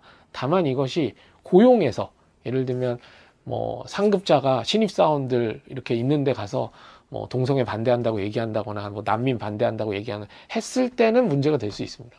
이건 이제 고용상의 차별로 간주되기 때문에 이제 문제가 될 수 있는 것이고요. 뭐 불특정 다수를 향해서 이야기하는 거나 뭐 어디 가서 연설을 한다거나 거리에서 무슨 이야기하는 거, 이런 것은 뭐 저는 이제 그런 행위를 당연히 좋다고 생각하진 않아요. 부정적으로 생각하고 비판하지만 확실한 거는 차별금지법의 대상은 아니다라는 거죠. 사실 이제 그것도 이제 전형적인 이제 가짜 뉴스에 해당하는 이야기들이고요. 제가 뭐 전 세계 차별금지법 웬만한 건 다 봤지만 뭐 설교나 뭐 거리 선교 자체를 규율할 수 있는 내용은 차별금지법에는 없습니다. 없기 때문에 그걸로 인해서 규율이 됐다는 거는 전형적인 가짜 뉴스고, 다만 이제 이런 건 있습니다. 다른 나라에서 문제가 된 케이스들을 보면은 차별금지법 때문에 문제가 된 게 아니라, 예를 들면 거리에서 어떤 행위를 했을 때 그것이 이제 그 행인들의 이 교통을 이제 방해했다거나, 아니면 또 이제 설교 자체가 문제가 아니라 설교와 관련된 다른 행위들이 그 나라의 어떤 다른 실정법에 의해서 문제가 돼서 이제 뭐 기소가 되거나 입건이 된 적은 있습니다. 근데 그거는 차별금지법 때문에 된 건 전혀 아니거든요. 그리고 설교 자체 때문에 된 것이 아니라 설교와 관계는 있지만 그 외에 부수적인 다른 행위들이 그 나라의 실정법과 뭐 위반되는 지점들이 있었기 때문에 문제가 된 것이지, 그걸 가지고 뭐 설교하면 외국에선 처벌됐다, 뭐 차별금지법에 그런 내용을 담고 있다, 이거는 뭐 전혀 맞지 않는 이야기다라고 할 수 있을 것 같습니다. 일단 이제 차별금지법이 종교를 직접 건드리는 건 전혀 아니거든요. 예, 그 오해를 확실히 좀 풀어야 될 것 같고요. 다만 이제 종교라고 해도 세속에서 나와서 뭔가 할 때가 있잖아요. 세속에 나와서 우리는 교육기관을 운영하겠다, 뭐 세속에 나와서 사회복지시설 운영하겠다, 이럴 때는 세속의 룰을 따라야죠. 그래서 차별금지법이 이제 그런 부분을 규율하는 건 사실입니다. 그래서 그런 부분에 대해서 우리가 종교의 고유한 영역과 또 세속의 영역에서 우리가 이제 사회와 소통하는 영역들, 요걸 좀 구분해서 지킬 것은 지키고, 그리고 우리 사회의 룰을 따라야 될 건 따르는, 좀 저는 그런 좀 구분이 필요하다고 생각하고요. 차별금지법은 사회에서 좀 따라야 될 룰을 규정하고 있는 법이지 어떤 종교의 어떤 고유한 내용을 직접적으로 침해하려고 하는 그런 의도를 담고 있는 또 그런 내용을 가진 법은 아니다라고 말씀드릴 수 있을 것 같습니다. 차별금지법에서 제일 중요한 것 중에 하나 차별금지 사유거든요. 뭐 성별, 장애, 종교, 뭐 성적 지향, 이런 것들이 이제 차별금지 사유인데, 차별금지 사유에는 두 가지가 크게 있습니다. 나눠보면 하나는 정말 선천적인 게 하나가 있고요. 두 번째는 선천적이지 않고 본인이 선택하긴 했는데 그것이 나의 정체성을 이미 구성하고 있고, 또 쉽게 이거를 벗어나라고 누군가가 이야기할 수 없고, 또 누군가 함부로 그 정체성을 떠나라고 이야기할 수 없는 것들이 이제 그 차별금지 사유에 구성이 되어 있어요. 이런 것들은 우리가 이제 사회를 공동체를 규율할 때 기본적인 룰은 이런 정체성에 관련해서는 누가 뭐라고 할 수 없는 거죠. 그것이 선천적이건 아니면 나중에 내가 진지하게 선택했건 간에 상관없이 누가 함부로 바꾸라고 할 수가 없고, 또 그것이 내가 선택했을 때 그걸로 인해서 불이익을 당한다라고 하는 것은 우리가 막아야 된다. 이것이 이제 차별금지법의 기본적인 내용이기 때문에 네가 왜 그런 걸 선택했냐, 왜 사서 고생이냐, 이런 거는 사실은 이건 차별금지법 이전에 사실 맞지가 않는 거죠. 내가 내 정체성을 구성하고 있고 스스로 선택했지만 또 쉽게 바꿀 수 없는 또 남들이 함부로 바꾸라고 할 수 없는 것에 대해서만큼은 우리가 그 가치를 지켜주는 것, 또 그렇게 뭐 선택됐건 선택되지 않았건 그 정체성을 보호하는 것이 이제 중요한 가치고, 차별금지법은 그것을 보호하기 위해서 만든 법이다, 이렇게 얘기할 수 있을 것 같습니다. 일단 이제 어쨌든 반대하는 분들이 있다는 거죠. 그리고 반대하는 분들이 굉장히 열심히 차별금지법에 대해서 이제 반대를 하고 있다는 게 이제 가장 큰 문제라고 할 수가 있을 것 같은데요. 저는 이제 조금 생각을 좀 달리 할 필요가 있을 것 같아요. 일단은 차별이 금지된다라고 하는 것은, 이건 어떤 종교에서도 차별을 어떻게 찬성할 수 있겠습니까? 그리고 차별 금지에 어떻게 반대할 수 있겠습니까? 이거는 우리가 어떤 보편적인 종교라면 어느 종교에서나 그것은 당연히 견지해야 될 중요한 원칙이라고 생각을 하고요. 또 어떤 종교의 본질적인 내용이나 그런 내용을 침해하는 건 아니기 때문에, 이제 그런 전제하에서 그런 이제 여러 가지 오해가 풀리고 좀 잘못된 내용들이 풀린 상황에서 우리 한국 사회에 좀 차별이라고 하는 문제를 어떻게 해결할 것이냐, 이런 부분들을 좀 허심탄회하게 이야기할 수 있는 자리가 마련돼야 되고, 또 입법 과정에서도 좀 그런 부분들이 이야기된다면 좀 차별금지법이라고 하는 법이 좀 통과될 수 있는 가능성도 좀 열리지 않을까라는 생각입니다. 재화는 물건을 말하고요. 용역은 그 서비스거든요.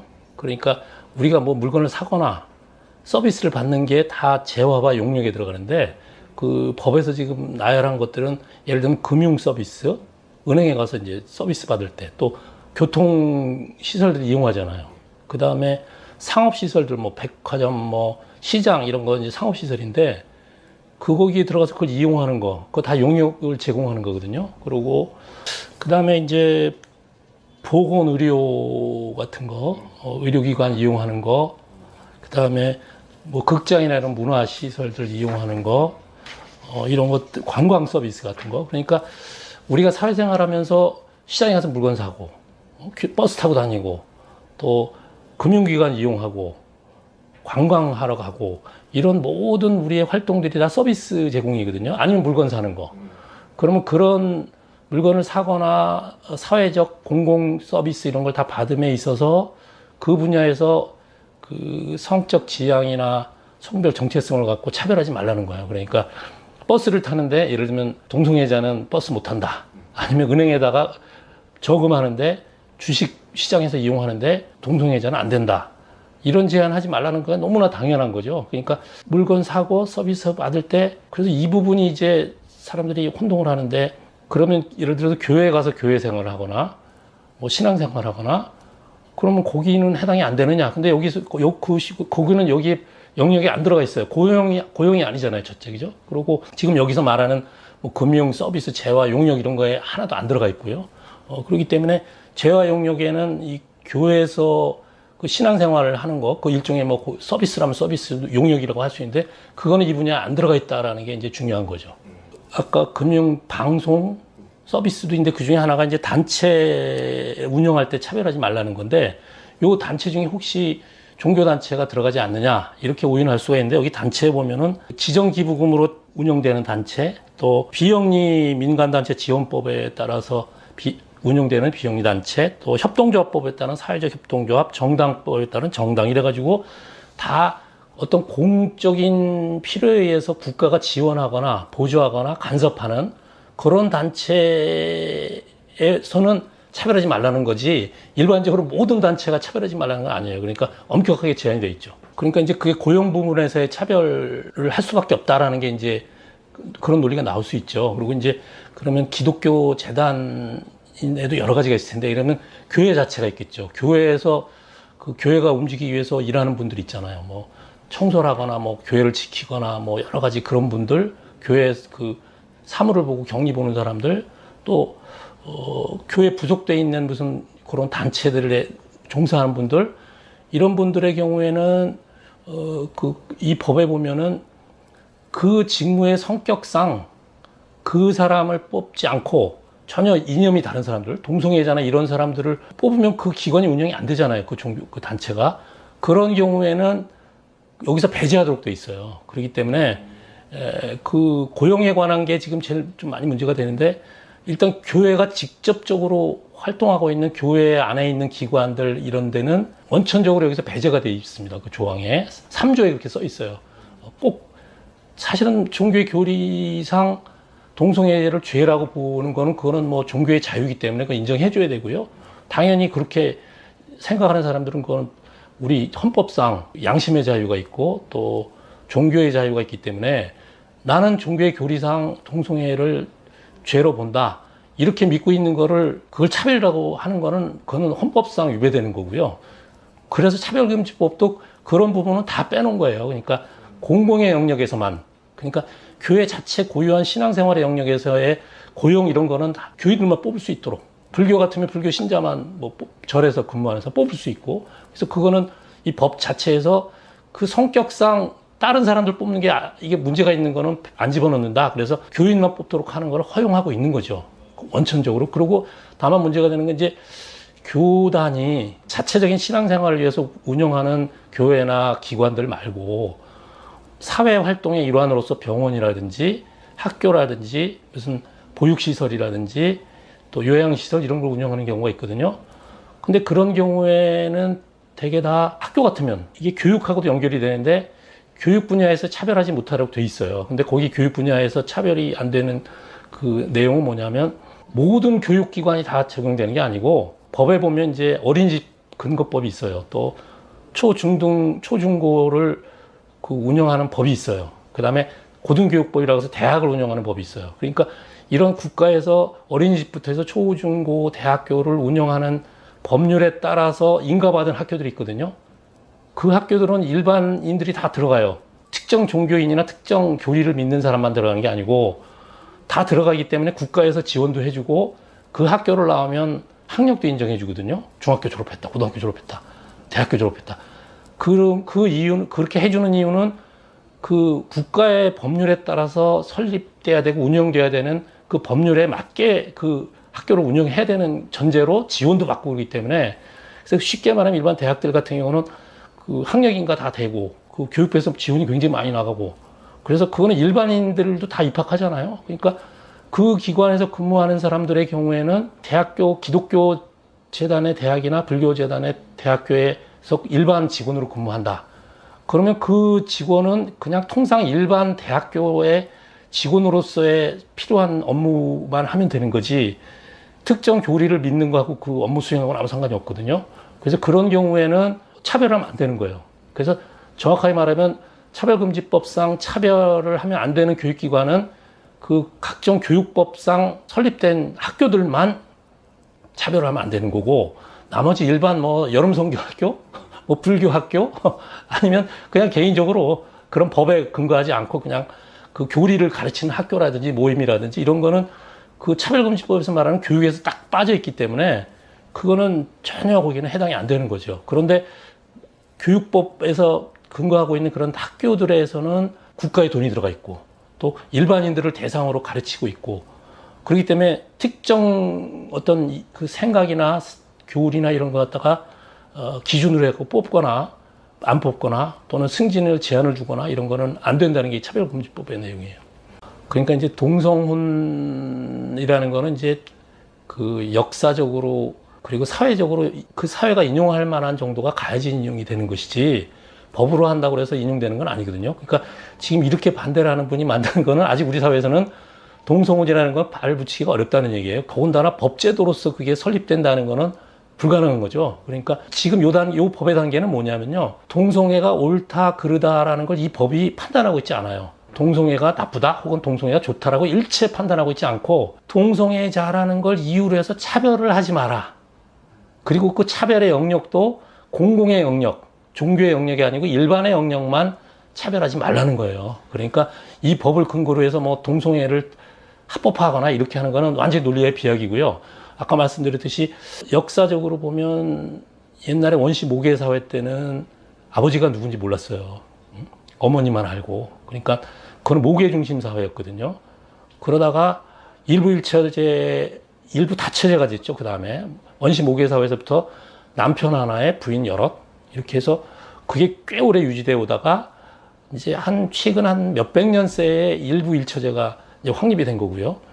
뭐 성서에도 보면 뭐 그 옛날 구약에 나오는 분들 쫙 그 부인들이 굉장히 많잖아요. 막 그러니까 일부일처라는 거는 몇백 년째 그 인간의 그 어떤 제도 관습으로서 보편화된 게 거고, 그 다음에 이제 독신제가 지금 서서히 서구에는 굉장히 많이 이제 부각이 돼 있고, 독신제의 결과로 그냥 혼인 없이 그냥 혼자 사는 거, 내지는 동성애까지 이제 나온 거죠. 그런데 이런 것들은 그냥 역사의 흐름이고, 그것이 어느 정도 사회 전체의 인정을 받는 단계에 가야지만 그것보다 더 늦게 법제도가 되는 거기 때문에, 지금 절대로 그 동성제도를 결혼으로 인정하는 건 우리나라에서는 저는 아직은 뭐 시대에 일어날 수 없는 일이라고 보고요. 굉장히 빨리 발전한 이제 서구의 뭐 몇 개 나라들, 아니면 미국의 일부 주라든지 유럽이라든지 이런 데는 이제 동성도 하나의 제도로서 보장을 하고 있죠. 그거는 이제 그 사회가 그만큼 받아들일 만큼 나갔기 때문에 그런 것이고, 그래서 보다 근본적으로는 저는 그래서 동성애냐 이성애냐 하는 거의 문제는 시대가 결정하는 것이고, 거기에 절대적인 무슨 선악은 없는 것 같고요. 그렇게 보면 사실은 동성애자들을 제가 잘은 모르지만 뭐 이렇게 간접적으로 겪는 바로는 굉장히 그 상대방을 배려하고 존중하고, 정말 인간 대 인간으로서 상대방을 착취하지 않고 정말 그 잘 지내는 분들 있어요. 그런데 반대로 그 우리 사회 주류이고 제도로 돼 있는 결혼 제도나 이성애자들의 경우에 상대방을 그냥 자기 욕심의 도구, 성욕의 도구, 그런 걸로만 보거나, 그래서 막 착취하고 막 공격하고, 그래서 요새 뭐 성추행 문제니 성인지 감수성 문제니 이런 게 다 나오고 쏟아져 나오고 있는데, 합법적이고 제도화돼 있다고 하는 이성애 제도 내지는 양성 혼인 제도에서 정말 그 인간을 소외시키고 상대방을 정말 사랑과는 거리가 먼 그런 행태를 벌이는 게 뭐 비일비재하잖아요. 그러니까 이성애, 동성애를 기준으로 따지는 것보다는 사실은 그 상대방을 얼마나 배려하고 자기 욕심을 채우지 않고 그러느냐를 판단하는 것이 사실은 더 성서적 관점에 저는 맞다, 이런 생각이 좀 들어요.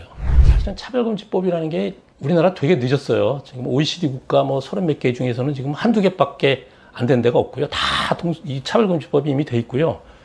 유엔에서도 계속 우리나라한테 권고하고 있거든요. 차별금지법 빨리 제정하라고. 그리고 우리나라도 2007년부터, 그때가 노무현 정권 때인데 시도를 했다가 반대가 심하니까 아주 누더기가 돼갖고 그냥 없어졌고요.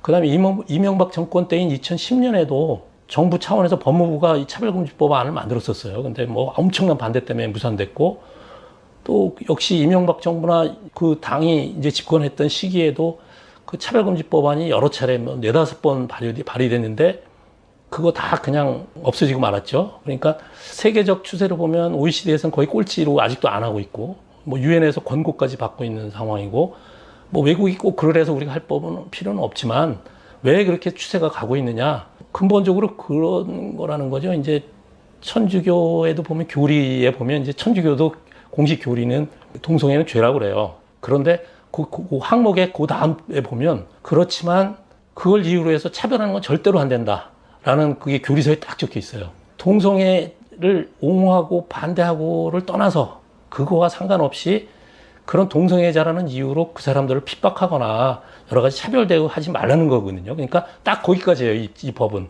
그걸 가지고서 뭐 동성애자를 옹호한다거나 그거 절대로 아니고, 딱 거기까지. 동성애자 좋아하고 싫어하고는 그건 당신 판단이고 당신의 양심의 자유고 종교의 자유다. 그 영역이다.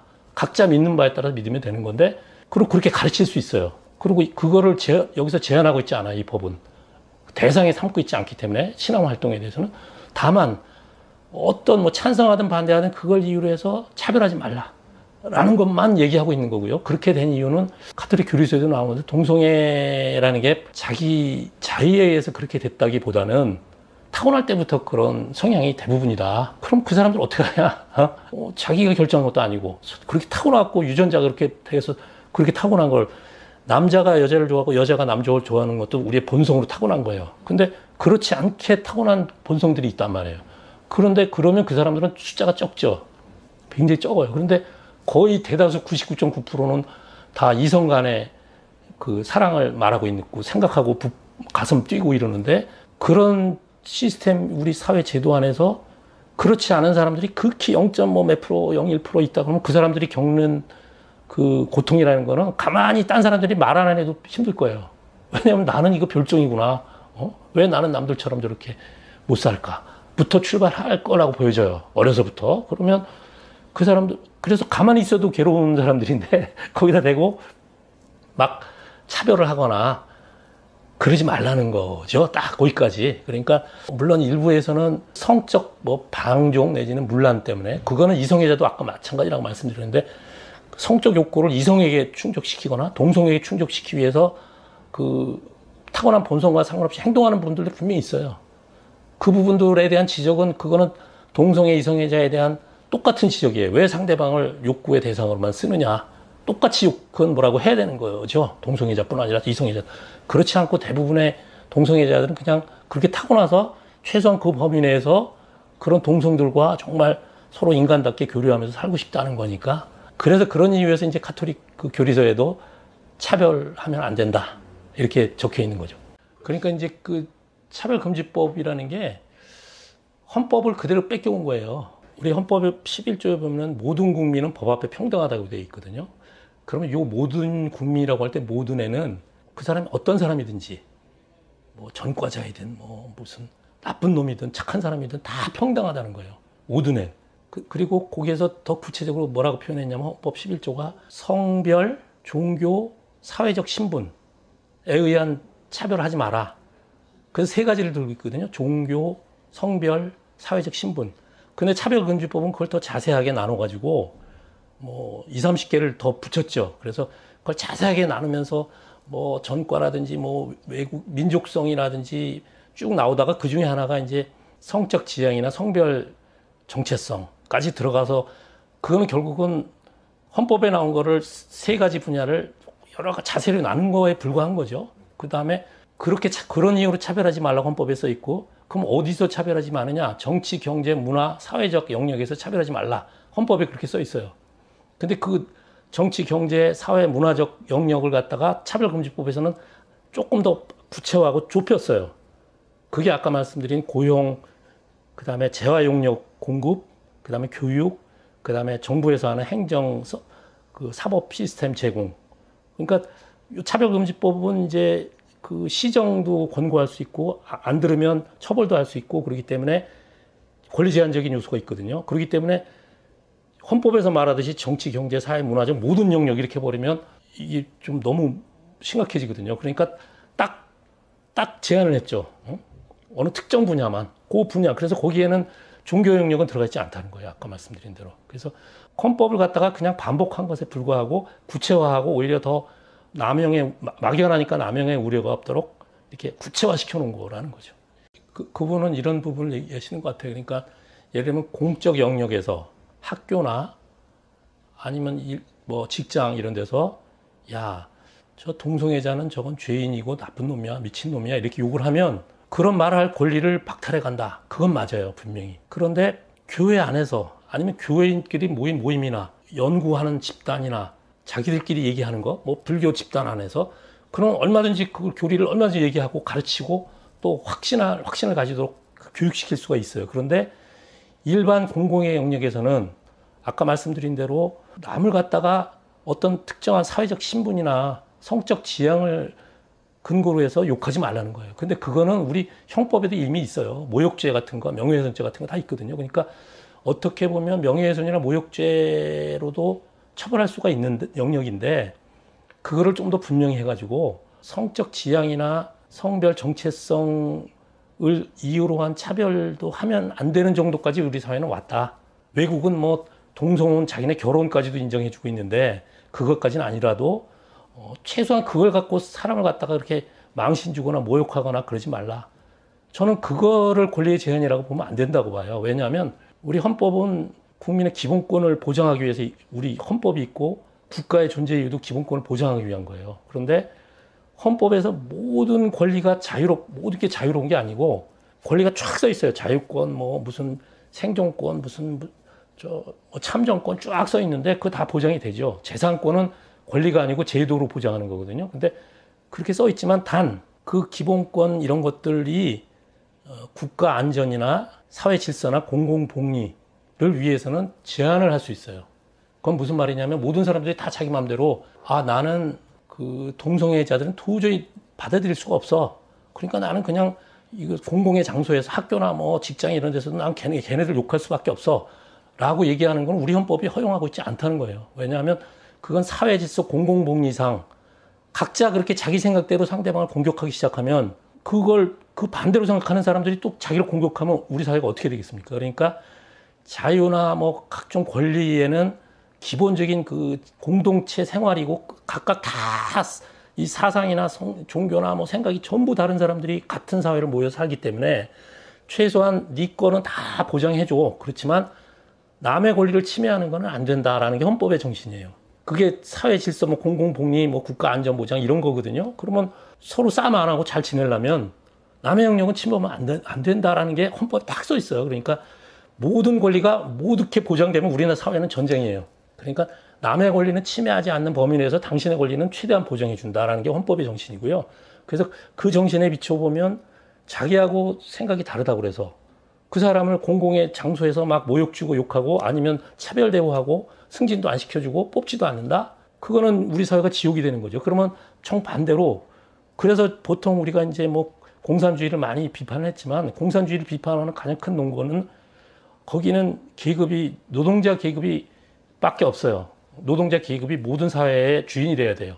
그럼 다른 사람들은 뭐냐? 자본가라든지 뭐 농민이라든지 뭐 셀러리맨이라든지 왜 노동자 계급만 사회 주인이 돼야 되느냐?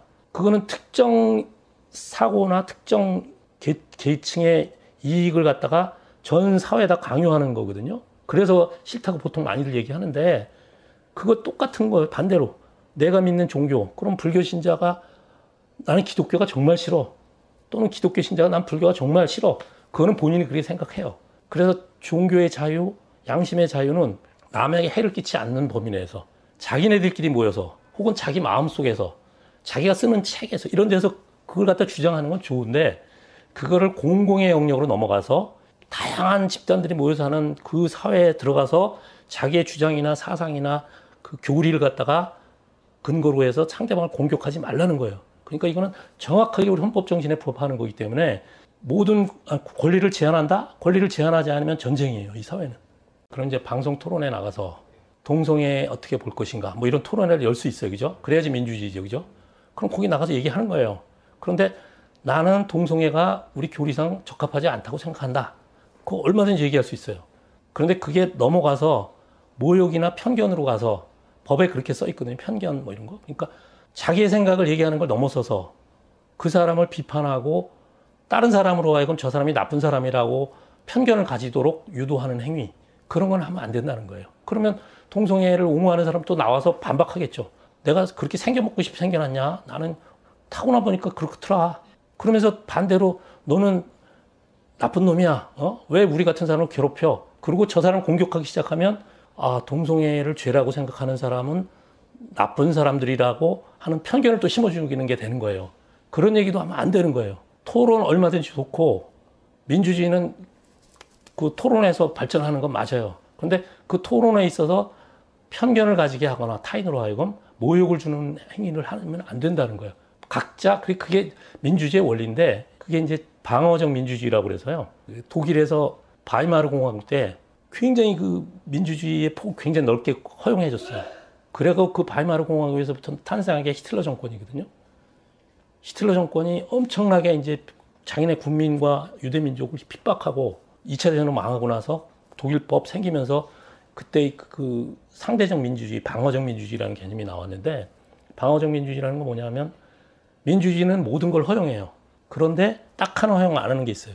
모든 걸 허용하는 거를 방해하는 행위. 그것도 행위는 행위죠. 모든 것 중에 하나에 들어가지만 모든 걸 허용하는 행위를 방해하는 행위만은 허용하지 않아요. 그걸 방어적 민주주의라고 그래요. 민주주의는 오픈돼 있어. 그렇지만 민주주의 자체를 위태롭게 하는 거는 그 행위는 막아야 돼요. 그게 전체주의거든요. 그거는 히틀러는 자기 독일 제국이 제일 옳다고 그러고 독일 민족이 우수하다고 그러고 그건 민주주의에 반하거든요. 나머지를 다 처단했어요. 똑같은 거예요. 동성애를 죄라고 가르치는 건 자기의 교리예요. 그렇지만 그 민주주의 원칙상 그런 교리를 가질 수 있고 사상의 자유, 양심의 자유가 보장이 안 되면 그거는 정말 큰 문제가 있는 거죠. 역차별이라고 말할 수도 있어요. 근데 그거는 보장해요. 그런데 그걸 가지고 다른 사람들의 존재 자체를 부인하거나 그 반대되는 생각을 부인하고 편견을 가지게 하고 욕하고 모욕하고 차별하면 그거는 민주주의 원리를 근본적으로 훼손하는 거예요. 그러니까 민주주의 모든 사람 다양 민주주의라는 건 뭐 부자, 가난뱅이, 뭐 노인, 어린애, 나쁜 사람, 좋은 사람, 불교 신자, 기독교 신자, 뭐 동성애자, 뭐 아닌 사람 다 모여 살잖아요. 그 모여 사는 사람들이 서로 존중하면서 사는 거를 허용하는 게 민주주의고, 그걸 허용 못하고 내 말만 옳다고 남한테 강요를 하는 순간 그건 안 된다는 거예요. 그게 방어적 민주주의고, 그걸 갖다가 법으로 만든 게 최소한 만든 게 차별금지법이다. 천주교도 동성애는 죄라고 이렇게 분명히 써 있고요. 그렇지만 그 교리라는 것은 제일 큰 가르침, 예수님의 가르침에 그걸 잘 실천하기 위한 그 밑에 하위 그 어떤 실천 방안들이에요. 예수님이 싸운 사람들이 누구예요? 성서에 보면 율법학자, 바리새인, 그 구약이 보면은 구약의 토라 같은 거 뭐 보면은 몇백 개의 그 행동 수칙이 있거든요. 안식일 날은 뭐 지켜야 되고, 또 뭐 밥 먹을 때는 이거 씻어야 되고, 아주 세밀하게 생활을 다 적어놨어요. 그게 율법이에요. 그런데 보통 우리는 개신교나 기독교는 율법학자들을 되게 뭐라 그래요. 성서에 예수님이 율법학자들하고 막 한판 하셨기 때문에. 근데 잘 따지고 보면 율법학자들도 왜 그런 율법을 만들었느냐? 하나님과 이웃을 사랑하라는 계명, 그게 제일 큰 계명이거든요. 뭐 유대교에서도. 그러면 하나님과 이웃을 어떻게 잘 사랑할 거냐를 잘 생각해 보니까, 아, 하나님 이름을 함부로 부르지 말라. 뭐 안식일에는 뭐 딴짓 하지 마라. 뭐 무슨 밥 먹을 때는 뭐 손을 씻어라. 이런 것들을 다 적어놓은 거예요. 그렇게 적어놓고 세밀하게 수백 개를 만드는 이유는 교리를 만드는 거죠. 율법을. 그 이유는 결국은 하나님과 이웃을 사랑하라는 그 큰 가르침을 실천하기 위한 건데, 그 밑에 있는 그 교리나 율법들은 시대가 가면 바뀌거든요. 예수님도 그랬잖아요. 나는 안식일이 사람이 주인이지. 그거 율법에 있는 걸 갖다 예수님이 깨신 거예요. 근데 유대인들이 볼 때는, 야, 저놈은 저거 율법을 갖다가 깰 수 있다. 그렇지 않거든요. 그러니까 예수님은 다시 원래 정신으로 돌아가서 하나님과 내 이웃을 사랑하라는 계명을 주시고 원래로 돌아가서 거기에 비춰서 오래된 율법들, 낡은 율법들은 바꿀 건 바꿔야 되고, 그래서 새 계명을 주신 거 아니에요. 그럼 지금 뭐 여러 가지 우리 교리들이 많아요. 그런데 그 교리들이 과연 절대 진리냐? 그건 아니고, 하나님과 이웃을 사랑하라는 그 최고의 계명, 그 계명을 갖다가 어떻게 하면 잘 지키기 위해서 우리 기독교도 교리를 많이 만든 거예요. 근데 그거는 시대가 가면 또 바뀔 수밖에 없어요. 예를 들면 흔히 여기 바오로 로마서 뭐 많이 인용하거든요. 거기 보면 뭐 그 남색을 하고 여색을 하고 뭐 막 그 바오로가 막 그 바오로 사도가 뭐라 하는데, 그 바오로 사도의 그 공격의 초점은 남색 여색 그 자체가 아니고, 그걸 통해서 욕망을 만족하고 이웃을 착취하고 이웃을 사랑해서 벗어나 있고, 그걸 공격한 것이고요. 그 시대상에서 봤을 때는 남색 여색 동성애라는 게 받아들일 수 없는 거였기 때문에 그렇게 말씀을 하신 거예요. 근데 시대가 바뀌어서 쭉 바뀌어서 이게 사람의 생활 습관 다 바뀌면서 결국 남는 건 뭐냐? 내 파트너, 남자든 여자든 동성이든 이성이든 저 파트너를 정말 사랑하고 나의 욕망의 대상으로 삼지 않고 하나님을 어떻게 사랑하고, 이거가 남는 거거든요. 그럼 거기에 비추어서 바오라의 말씀이나 우리의 교리들도 다 다시 새롭게 해석해야 되는 거예요. 예수님이 안식일의 주인이 사람이라고 하신 것처럼. 그러니까 그 밑에 나와 있는 그냥 실천 사항을 갖다가 시대가 바뀌었는데도 계속 물고 늘어진다. 천주교에 보면은 그 성서에 나와 있는 어느 구절에 여자 머리 때문에 이거 미사포 쓰고 있거든요. 근데 개신교에서 보면 되게 웃기잖아요.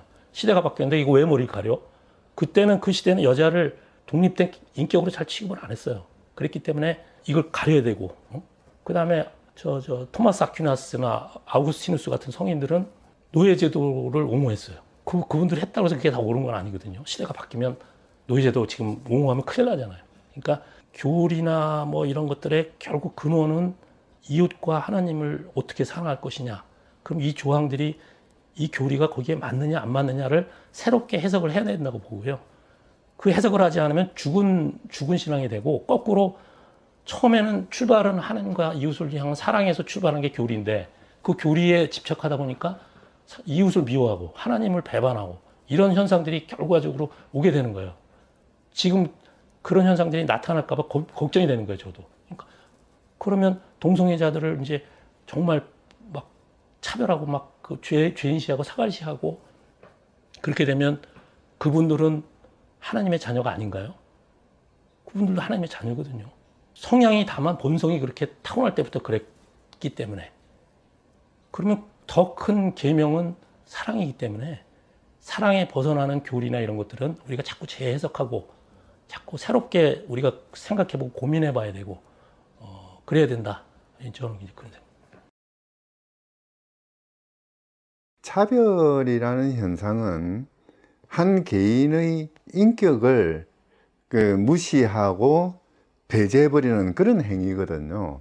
그러니까 모든 시민들이, 모든 사람들이 더불어 살아가야 되는 이 공동체 생활에서 어떤 특정한 사람을 특정한 이유 또는 특정한 속성을 가졌다는 그런 핑계를 대면서 그 사람을 공동체 생활에서 배제하는 것이죠. 이제 그러다 보니까 그 사람에 대해서는 뭐 인권의 침해이기도 하고 또 경우에 따라서는 그 사람의 그 존엄성을 침해하는 것이기도 하지만은 동시에 공동체가 그만큼 와해되는 것을 의미하거든요. 10명으로 구성되어서 운영돼야 되는 공동체가 어느 한 사람은 피부색이 어떻다, 어느 한 사람은 뭐 성적 지향이 어떻다라고 빼버리면은 10명이 아니라 8명이 사는 사회가 돼버리고 2명은 그러니까 철저하게 지배의 대상이 돼버리는 사회가 돼버리거든요. 이제 그런 점에서는 민주사회의 그 운영이라는 점에서도 결코 바람직하지 아니한 그런 현상이죠. 어떻게 보면은 더불어 사는, 존중하고 배려하는 그런 사회를 만든다는 관점에서 그 차별은 무엇보다 먼저 시정돼야 되는 잘못된 사회 현상이죠. 실제 우리 헌법도 그렇거든요. 헌법 전문에 유구한 역사 전통에 빛나는 우리 대한국민은 우리거든요. 우리들과 우리들 자손의 안전과 자유와 행복을 영원히 확보하겠다. 이게 대한민국의 존재의 이유입니다. 한마디로 우리 모두가 더불어 잘 살겠다라는 것이거든요. 우리의 대한민국이지 나의 대한민국이고 너가 빠진 대한민국이 아니지 않습니까? 사실 뭐 그런 맥락에서 본다면은 차별이라는 것은 더불어 살아가는 대한민국의 어떤 운영이라든지 또는 모든 사람의 삶을 보장하는 대한민국의 헌법의 이념에 정면으로 반하는 행위라고 봐야 되는 것이죠. 더러 차별금지법은 역차별이다라고 이야기를 하는데요. 마치 그 논리는 그런 것 같아요. 누가 범죄를 저지르면서 범죄를 하지 못하게 하니까 아니 나는 왜 차별하느냐. 어느 나라도 범죄를 저지를 자유는 없거든요. 그 사회가 어떤 법적으로 그 금지되는 행위를 할 수 있는 자유는 없습니다. 이거는 형용모순이죠. 이미 사회가 법으로 금지하고 있는 것을 그것을 내가 그 자유롭게 하겠다고 이야기하는 것은 어떤 그 사회의 법 질서를 무시하거나 부정하는 것이 되어버리는 거죠. 사실 차별금지법은 뭐냐면은 사회 내에서 어떤 편견이라든지 또는 잘못된 이해에 기반해서 특정한 사람들을 사회생활로부터 배제하는 행위들이거든요. 이런 거죠. 옛날에 피부색이 까맣거나 그렇지 않으면 조상이 흑인인 그런 사람들은 기차 여행을 하더라도 1등 칸에 못 탔습니다. 이게 바로 차별이죠.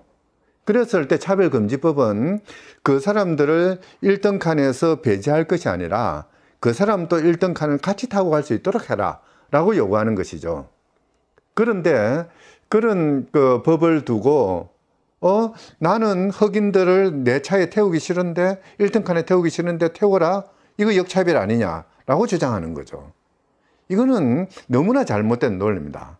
어떻게 보면은 법을 위반하면서 또는 법으로 금지하는 행위를 하려고 하면서 왜 법이 나를 금지하느냐라고 주장하는 것과 똑같은 거죠.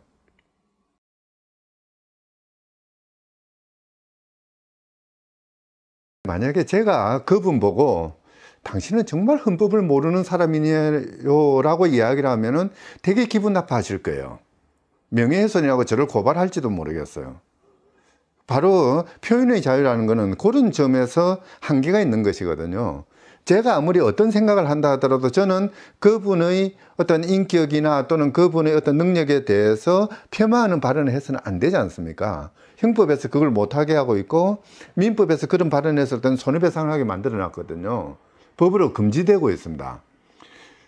그 어느 나라도 표현의 자유를 세계에서 가장 철저하게 보장한다는 미국의 경우에도 표현의 자유를 100% 다 철저하게 보장하지는 않습니다. 왜냐하면은 표현의 자유가 잘못 행사될 때는 다른 사람의 권리가 침해되거나 명예가 침해되거나 또는 경우에 따라서는 사회의 도덕률이 침해되는 경우들이 있거든요.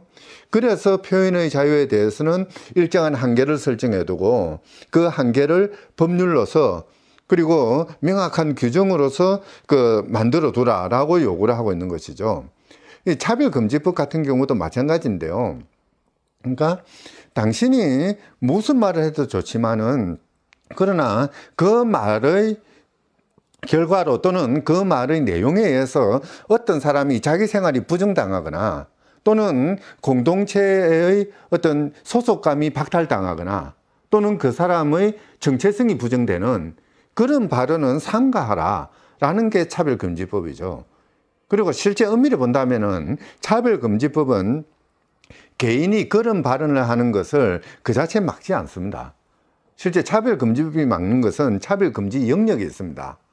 고용이라든지 교육이라든지 또는 일정한 그 사회적인 서비스의 제공이라든지 이런 영역에서 공적인 생활 과정에서 그런 차별적인 발언을 하거나 또는 괴롭히거나 그래서 그 상대방의 존엄성이 침해되는 그런 현상이 발생했을 때 그걸 가로막는 것이지 어떤 사적인 자리에서 또는 뭐 자기 집안에서 또는 자기 아주 개인적인 모임의 자리에서 그런 표현을 하는 것까지 막고 있는 건 아니거든요.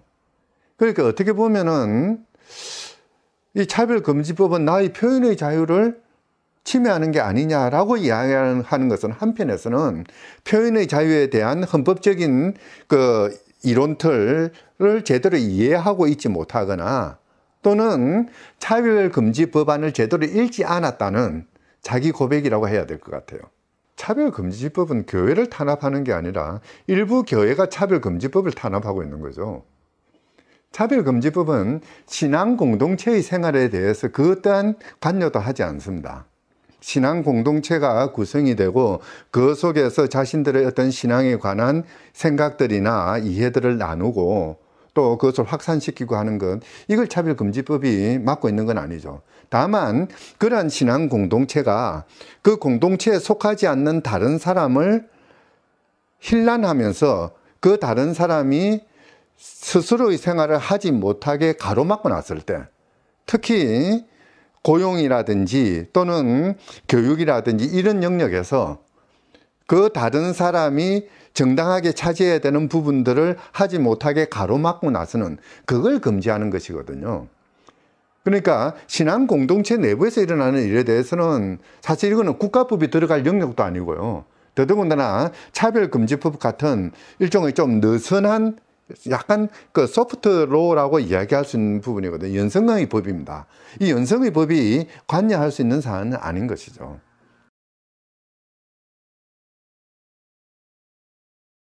사실 그 헌법에서는 그러니까 교육의 전문성, 자주성을 보장하고 있고요. 그 다음에 대학의 자치를 보장하고 있습니다. 근데 문제는 뭐냐면은 초중등 교육의 경우에는 국민교육체제의 한 부분입니다. 그러다 보니까 우리나라는 다 알고 계시다시피 정교 분리의 국가지 않습니까? 종교적인 교리에 의해서 운영되는 국가가 아니라 세속국가거든요. 뭐 그러기 때문에 특정한 종교의 특정한 어떤 그 교리 이런 것들이 초중등 교육이라는 국민교육의 그 영역으로 들어오실 수는 없는 거죠. 이미 그 부분에 대해서는 우리 대법원도 명확하게 선을 그어둔 적이 있습니다. 고등학교, 중고등학교에서 종교교육을 시키더라도 이거는 일반 교양이나 상식의 수준에 머물러야지 특정한 교리로서 그 종교를 믿지 않는 학생에게 획일적이고 강압적으로 주입시키는 그런 교리 교육은 허용되지 않는다라고 선언한 적이 있거든요. 그렇기 때문에 더 이상 그러니까 초중등 초등도 마찬가지고요.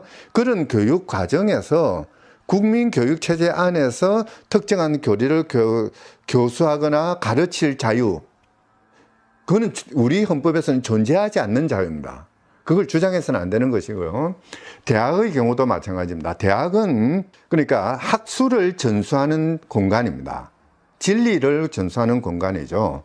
그랬을 때 그 진리라는 것은 항상 그렇지 않습니까? 객관적으로 모든 사람들이 증명 가능하거나 논증 가능하거나 또는 납득 가능한 그런 것들을 그러니까 연구하고 교육하고 또 그것을 바탕으로 사회 봉사하는 게 대학인데요. 그런 대학의 학술 과정에서 또는 강의 과정에서 객관적이고 일반적인 그런 진리 명제를 교수하는 것이 아니라 가르치는 것이 아니라 거기에 특정한 종교의 교리를 얹어서 교육을 한다는 것은 이거는 대학의 목적에 어긋나는 것이죠. 대학이 존재하는 이유를 제대로 실현하지 못하는 잘못된 교육이거든요. 이제 예를 들자면은 가끔 이제 그런 이야기를 하지 않습니까? 그러니까 특정한 성적 지향을 가진 사람들 사이에는 에이즈라는 질병이 만연한다. 근데 사실 그 명제는 과학적으로 증명되지 아니한 또는 과학적인 어떤 진실 발견과는 무관한 이야기죠. 그러니까 불결한 위생적이지 않는 성관계를 가지면은 에이즈가 전파되는 거죠. 여기에는 특정한 성적 지향의 패턴하고는 관계없는 현상들이 이거든요. 그런데도 불구하고 위생적이지 않은 성행위에다가 성적 지향을 무리하게 결부시킨 겁니다. 바로 여기에서 차별이 발생하는 겁니다. 똑같은 이야기로 얼마 전에 코로나 바이러스 때문에 이태원 클럽 문제가 발생한 적이 있습니다.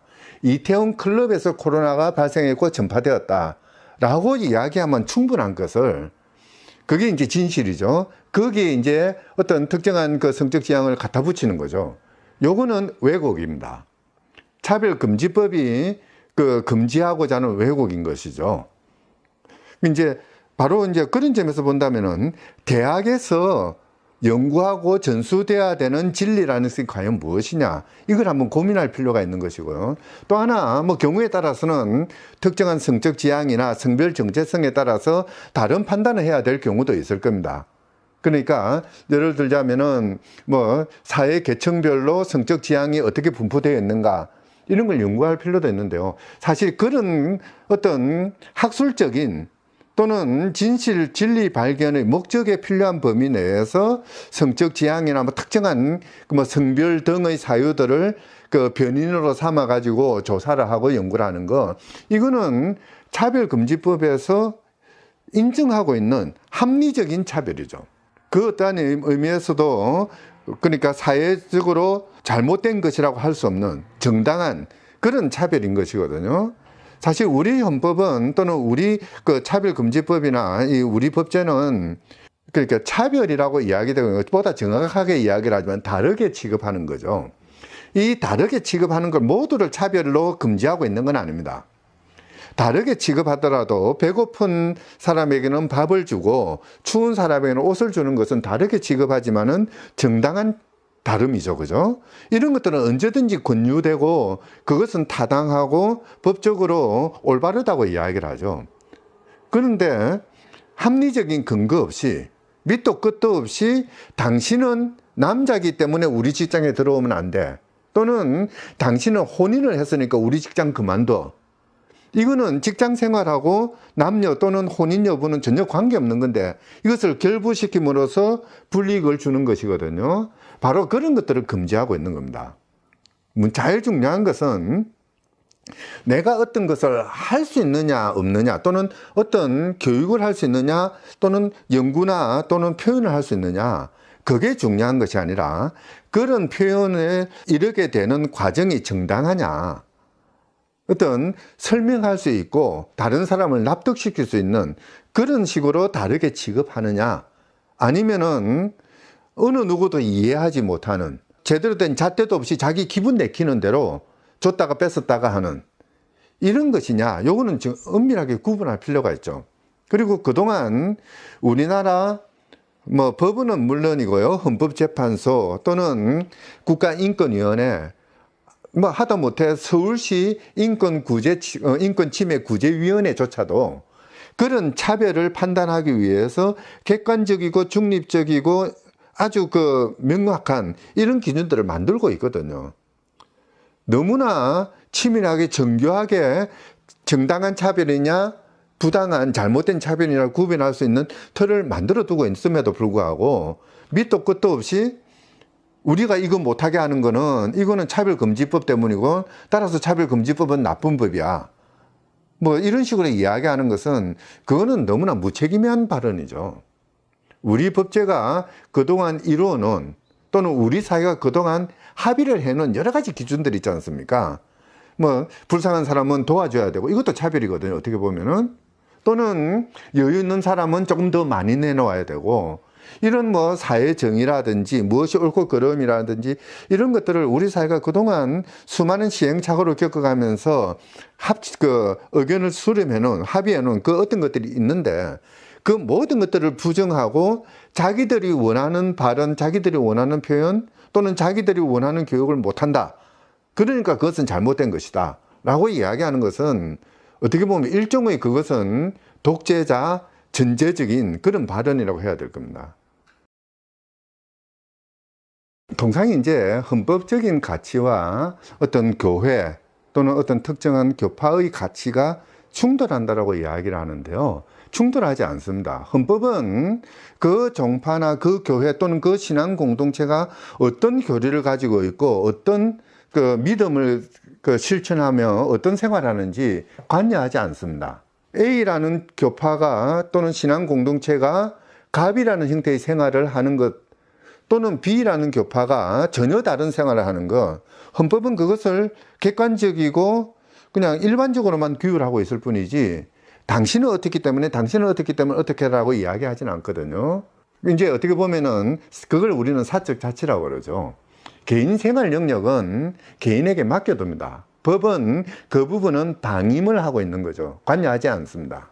그런데 문제는 그런 신앙 공동체가 자기들의 생활 영역을 넘어서서 그 신앙 공동체에 속하지 않는 다른 사람의 권리나 또는 자유를 침해한다든지 또는 그 사람의 생활을 현저하게 방해를 한다든지 이런 경우에는 사회적인 갈등이 생기게 되죠.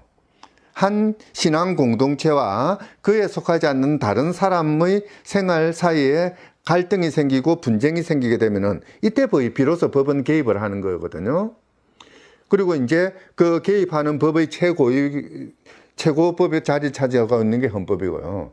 헌법은 그런 경우에 비록 그 신앙 공동체의 생각과 다른 어떤 삶이 있다 하더라도 이것을 특별한 합리적인 이유 없이 침범하지 마라 라는 게 헌법에서 말하는 차별금지고 이 차별금지법이 규제하고자 하는 겁니다. 그러니까 이런 거죠. 어떤 신앙 공동체에서 동성애자의 생활을 그렇게 좋게 바라보지 않고 소극적으로 부정적으로 보는 것, 그것까지 우리 헌법이나 차별금지법이 금지하고 있지는 않습니다. 그거는 당신들의 생각이니까 뭐 당신은 그렇게 생각하세요.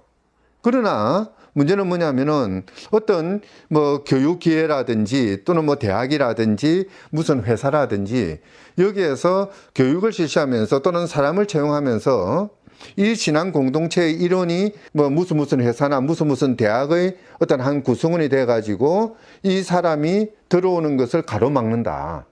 이거는 조금 다른 것이거든요. 그 신앙 공동체 내부의 생활이 아니라 공공 영역으로 들어와서 고용이나 교육이나 사회 서비스나 이런 아주 공적인 그런 영역으로 들어와서 거기서 신앙생활에서 있었던 규범들이나 교례들을 강제하는 것이거든요. 이거는 어떤 의미에서는 폭력이라고 보는 것이죠. 당신들의 믿음, 당신들의 생활이 법으로 금지되는 것이 아니라 그 믿음과 생활을 바탕으로 해서 다른 사람을 억압하거나 그들에게 권력을 행사할 때 그때서 비로소 헌법과 차별금지법이 움직이는 것입니다. 근데 차별금지법을 잘 읽어보시면은 전혀 그렇지 않거든요. 교회에서 목사님이 설교하는 부분 또는 뭐 경우에 따라서는 뭐 어떤 유튜버나 또는 뭡니까 유선 방송 이런 걸 통해 가지고 특정한 교리를 이제 방송하는 거, 이거는 제가 보기에는 우리 차별금지법 안에 들어가 있지 않습니다.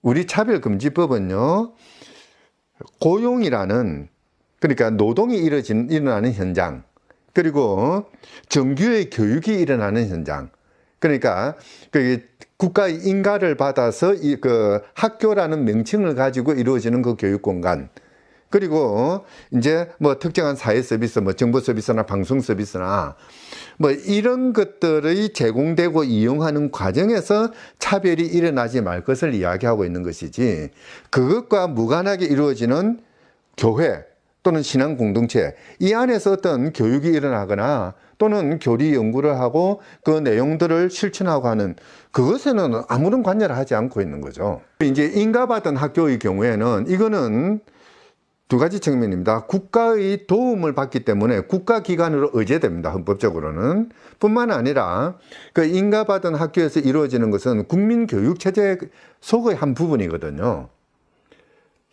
프랑스 나폴레옹 시대 이후로 교육이라는 것은 국가가 주도해서 국가가 주체가 돼서 운영하는 게 원칙이지 않습니까? 이제 그런 그 체제에서 더하기 우리 국가는 세속국가 체제입니다.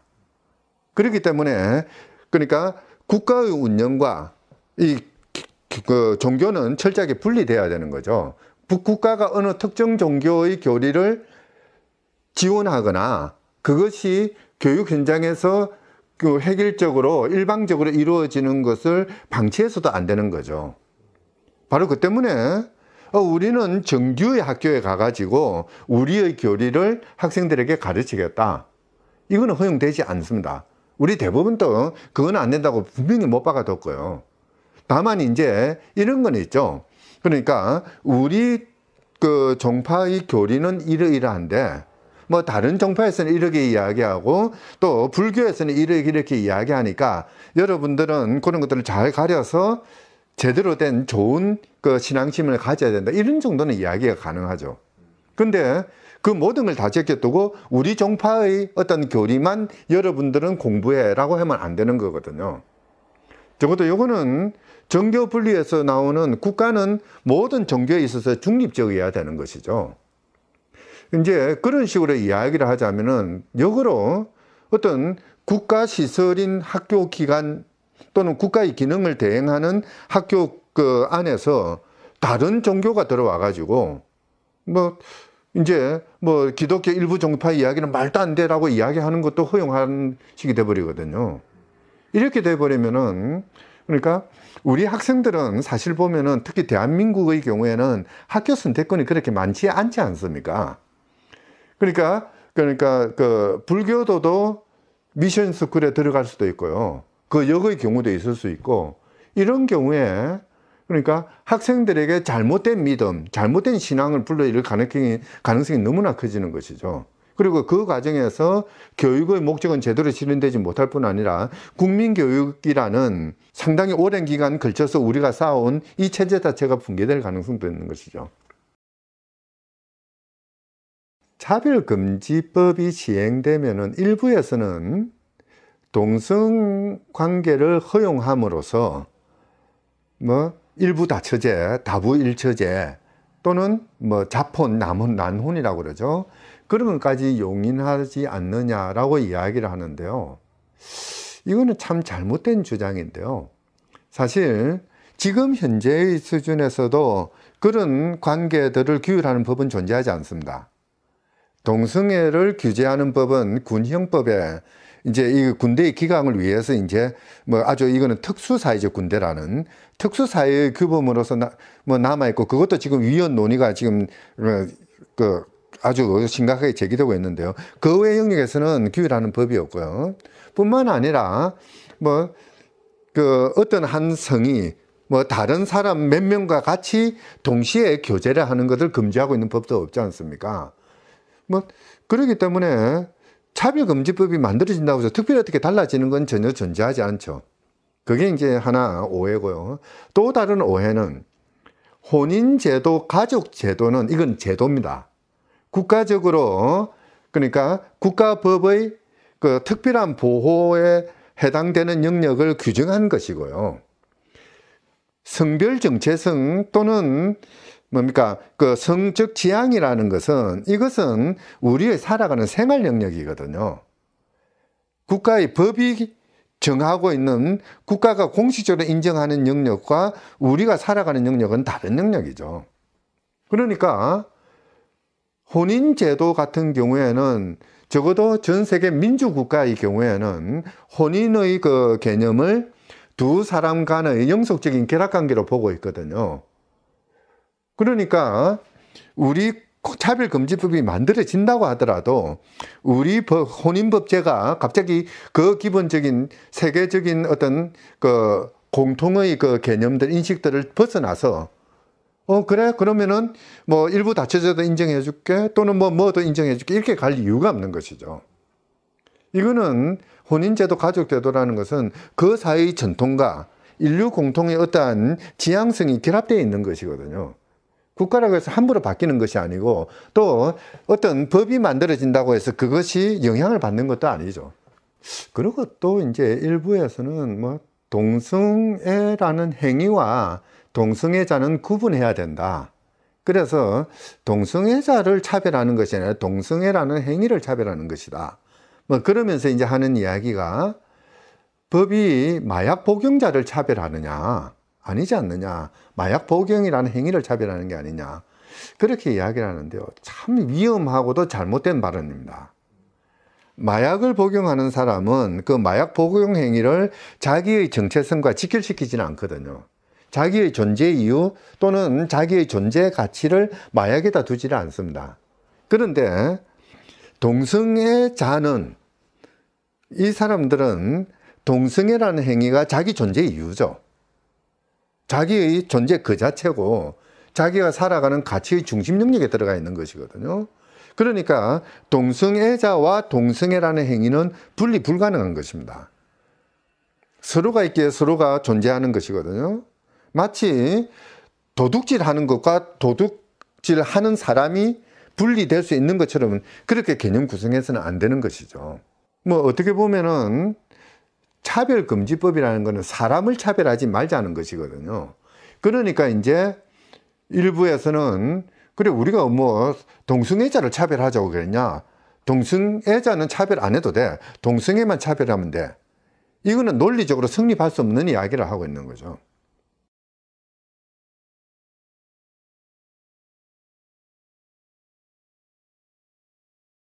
어떻게 보면은 차별금지법은 만시지탄이라는 말이 너무나 어울리는 법안입니다.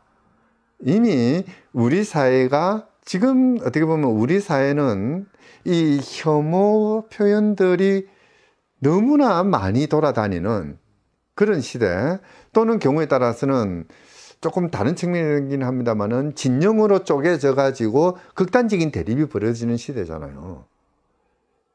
그러니까 지난날 그 강남역 사건은 어떻게 보면은 그 징후에 불과했던 것이고요. 멀게 보면은 뭐 이제 옛날에 부산대에서 월장 사건, 그러니까 예비역들이 사이버 테러를 가하던 뭐 그런 시절도 있었고요. 또 그 이전에는 지역주의라든지 또는 반공 이데올로기라든지 이런 걸 바탕을 두어서 어느 한 지역 출신들을 뭐 열등한 사람으로 취급하거나 또는 어떤 사상은 빨갱이라고 해서 국민 취급도 안 하는 그런 시절도 있었죠. 이런 것들이 전부 차별이거든요. 이유 없이 뭐 어느 지역 출신이라는 것하고 내가 공부하는 것은 다른 거죠. 내가 장사하는 건 다른 건데 그걸 결부시켜서 배제하고 소외시키고 또는 경우에 따라서는 억압하는 그런 현실들이 너무나 많았는데요. 사실 그 단계에서부터 차별금지법은 만들어졌어야 됐다고 생각합니다. 실제 우리 헌법의 출발점은 1919년 상해 임시정부였지 않습니까? 상해 임시정부가 1919년에 그러니까 임시헌장을 만드는데요. 임시헌장의 규정이 그렇습니다. 제1조가 대한민국 은민주공화제로 함, 제2조는 어정원이 권한을 행사함, 3조가 뭐냐면은 남녀 빈부 기춘의 차별이 없음, 일체평등함, 그걸 선언했던 것이거든요. 그만큼 우리 헌법체제는 그러니까 평등이라는 것, 특히 차별당하지 아니하는 그런 것, 그것을 국가 법규의 중심으로 삼아왔습니다. 재헌헌법을 논의하던 과정에 이제 교회에서 이제 가끔 그런 주장을 많이 하는데요. 대한민국의 그 혼인과 가족 제도는 그러니까 양성의 평등을 기초로 한다. 그래서 동성혼은 인정되지 않는다라고 주장하는 사람들이 있는데요. 이 규정이 들어가는 것도 엄밀히 그 당시만 하더라도 그러니까 1948년에 헌법을 만드는 과정에서 회의석상에서 누군가가 손들고 긴급 동의를 한 겁니다. 우리가 평등한 사회를 만들어야 되는데, 그런데 보니까 어떤 사람은 그러니까 첩을 데리고 있고 어떤 사람은 가족 내에서 자기 부인을 학대하고 그러더라. 이거 고쳐야 되지 않습니까? 새 나라에서는. 그러니까 혼인제도와 가족제도에서는 남녀 동권을 선언합시다 라고 해서 들어간 조항입니다. 그리고 그 앞에 들어가는 게 개인의 존엄이죠. 혼인과 가족 생활은 개인의 존엄과 남녀 동권이었거든요. 지금은 이제 그 양성평등이죠. 이렇게 들어가는 이유들이 전부 생활 속에서 차별당했던 그 현실들, 이게 너무나 가슴 아팠기 때문에 헌법의 이름으로 고쳐나가자는 거죠. 1919년에서는 차별받는 민족이라는 그 아픔을 임시연장 3조에 담아냈고요. 1948년 역시 마찬가지죠. 그때만 해도 못 사는, 전 세계에서 제일 못 사는 나라였지 않습니까? 근데 그럼에도 불구하고 새 나라를 만들겠다는 그 의지로 충만했던 그런 시절이거든요. 이런 시절에 제일 먼저 떠올렸던 건 뭐냐면은 더불어 같이 잘 사는 사회. 우리 헌법에 균등이나 또는 균형이라는 말이 많이 들어가는 것도 그 때문입니다. 더불어 같이 사는 사회를 만들자라는 게 중심 영역으로 들어가 있었던 거죠. 그래서 오죽하면은 유진호 선생 같은 경우에는 재헌헌법안을 두고 이 헌법은 민족적 사회적 헌법입니다. 뭐 사회주의 헌법이라는 것이 아니라 더불어 같이 사는 그런 사회 정의가 확립되는 헌법이라고 자랑했던 거예요. 또 그 헌법 사상의 도처에 조수왕 선생님이 이야기했던 상균주의들이 들어가 있거든요. 뭐 이런 헌법 체제, 그리고 그 헌법에 충실하게 살아가야 된다는 그런 헌법 명령이라는 관점에서 본다면은 이 차별금지법은 벌써 만들어졌어야 됐던 거죠. 또는 뭐 그동안 뭐 경제성장이니 또는 권위주의 체제니 그렇게 해서 제대로 만들어지지 못하는 여건이 있었다 한다면은 지금이라도 모든 국민들이 뜻을 모아서 어떻게 사는 것이 더불어 사는 바람직한 삶의 모습인지 서로 고민하고 논의하고 그 합의를 이끌어 나가야 되는 것이죠. 그런 그 합의 과정에서는 뭐 경우에 따라서는 특정 정파의 교리도 중요할 수 있습니다. 그러나 그 교리로 인해서 눈물 흘리게 되는 또는 고통을 느끼게 되는 아픔을 느끼는 이런 사람들의 삶의 모습도 한번 같이 고려를 하고 그것을 단순히 그거는 제약이야라고 정죄할 것이 아니라 그 정죄하기 전에 그들의 사는 삶이 그나름의 가도 의미 있고 가치 있다. 그들에게는. 그래서 그들에게 의미 있기 때문에 나는 존중하겠다는 이런 관용의 정신을 어떤 사회 통합의 기치로 삼아야 됐었지 않았는가. 지금이라도 그렇게 해야 될 필요가 있다. 이렇게 생각합니다.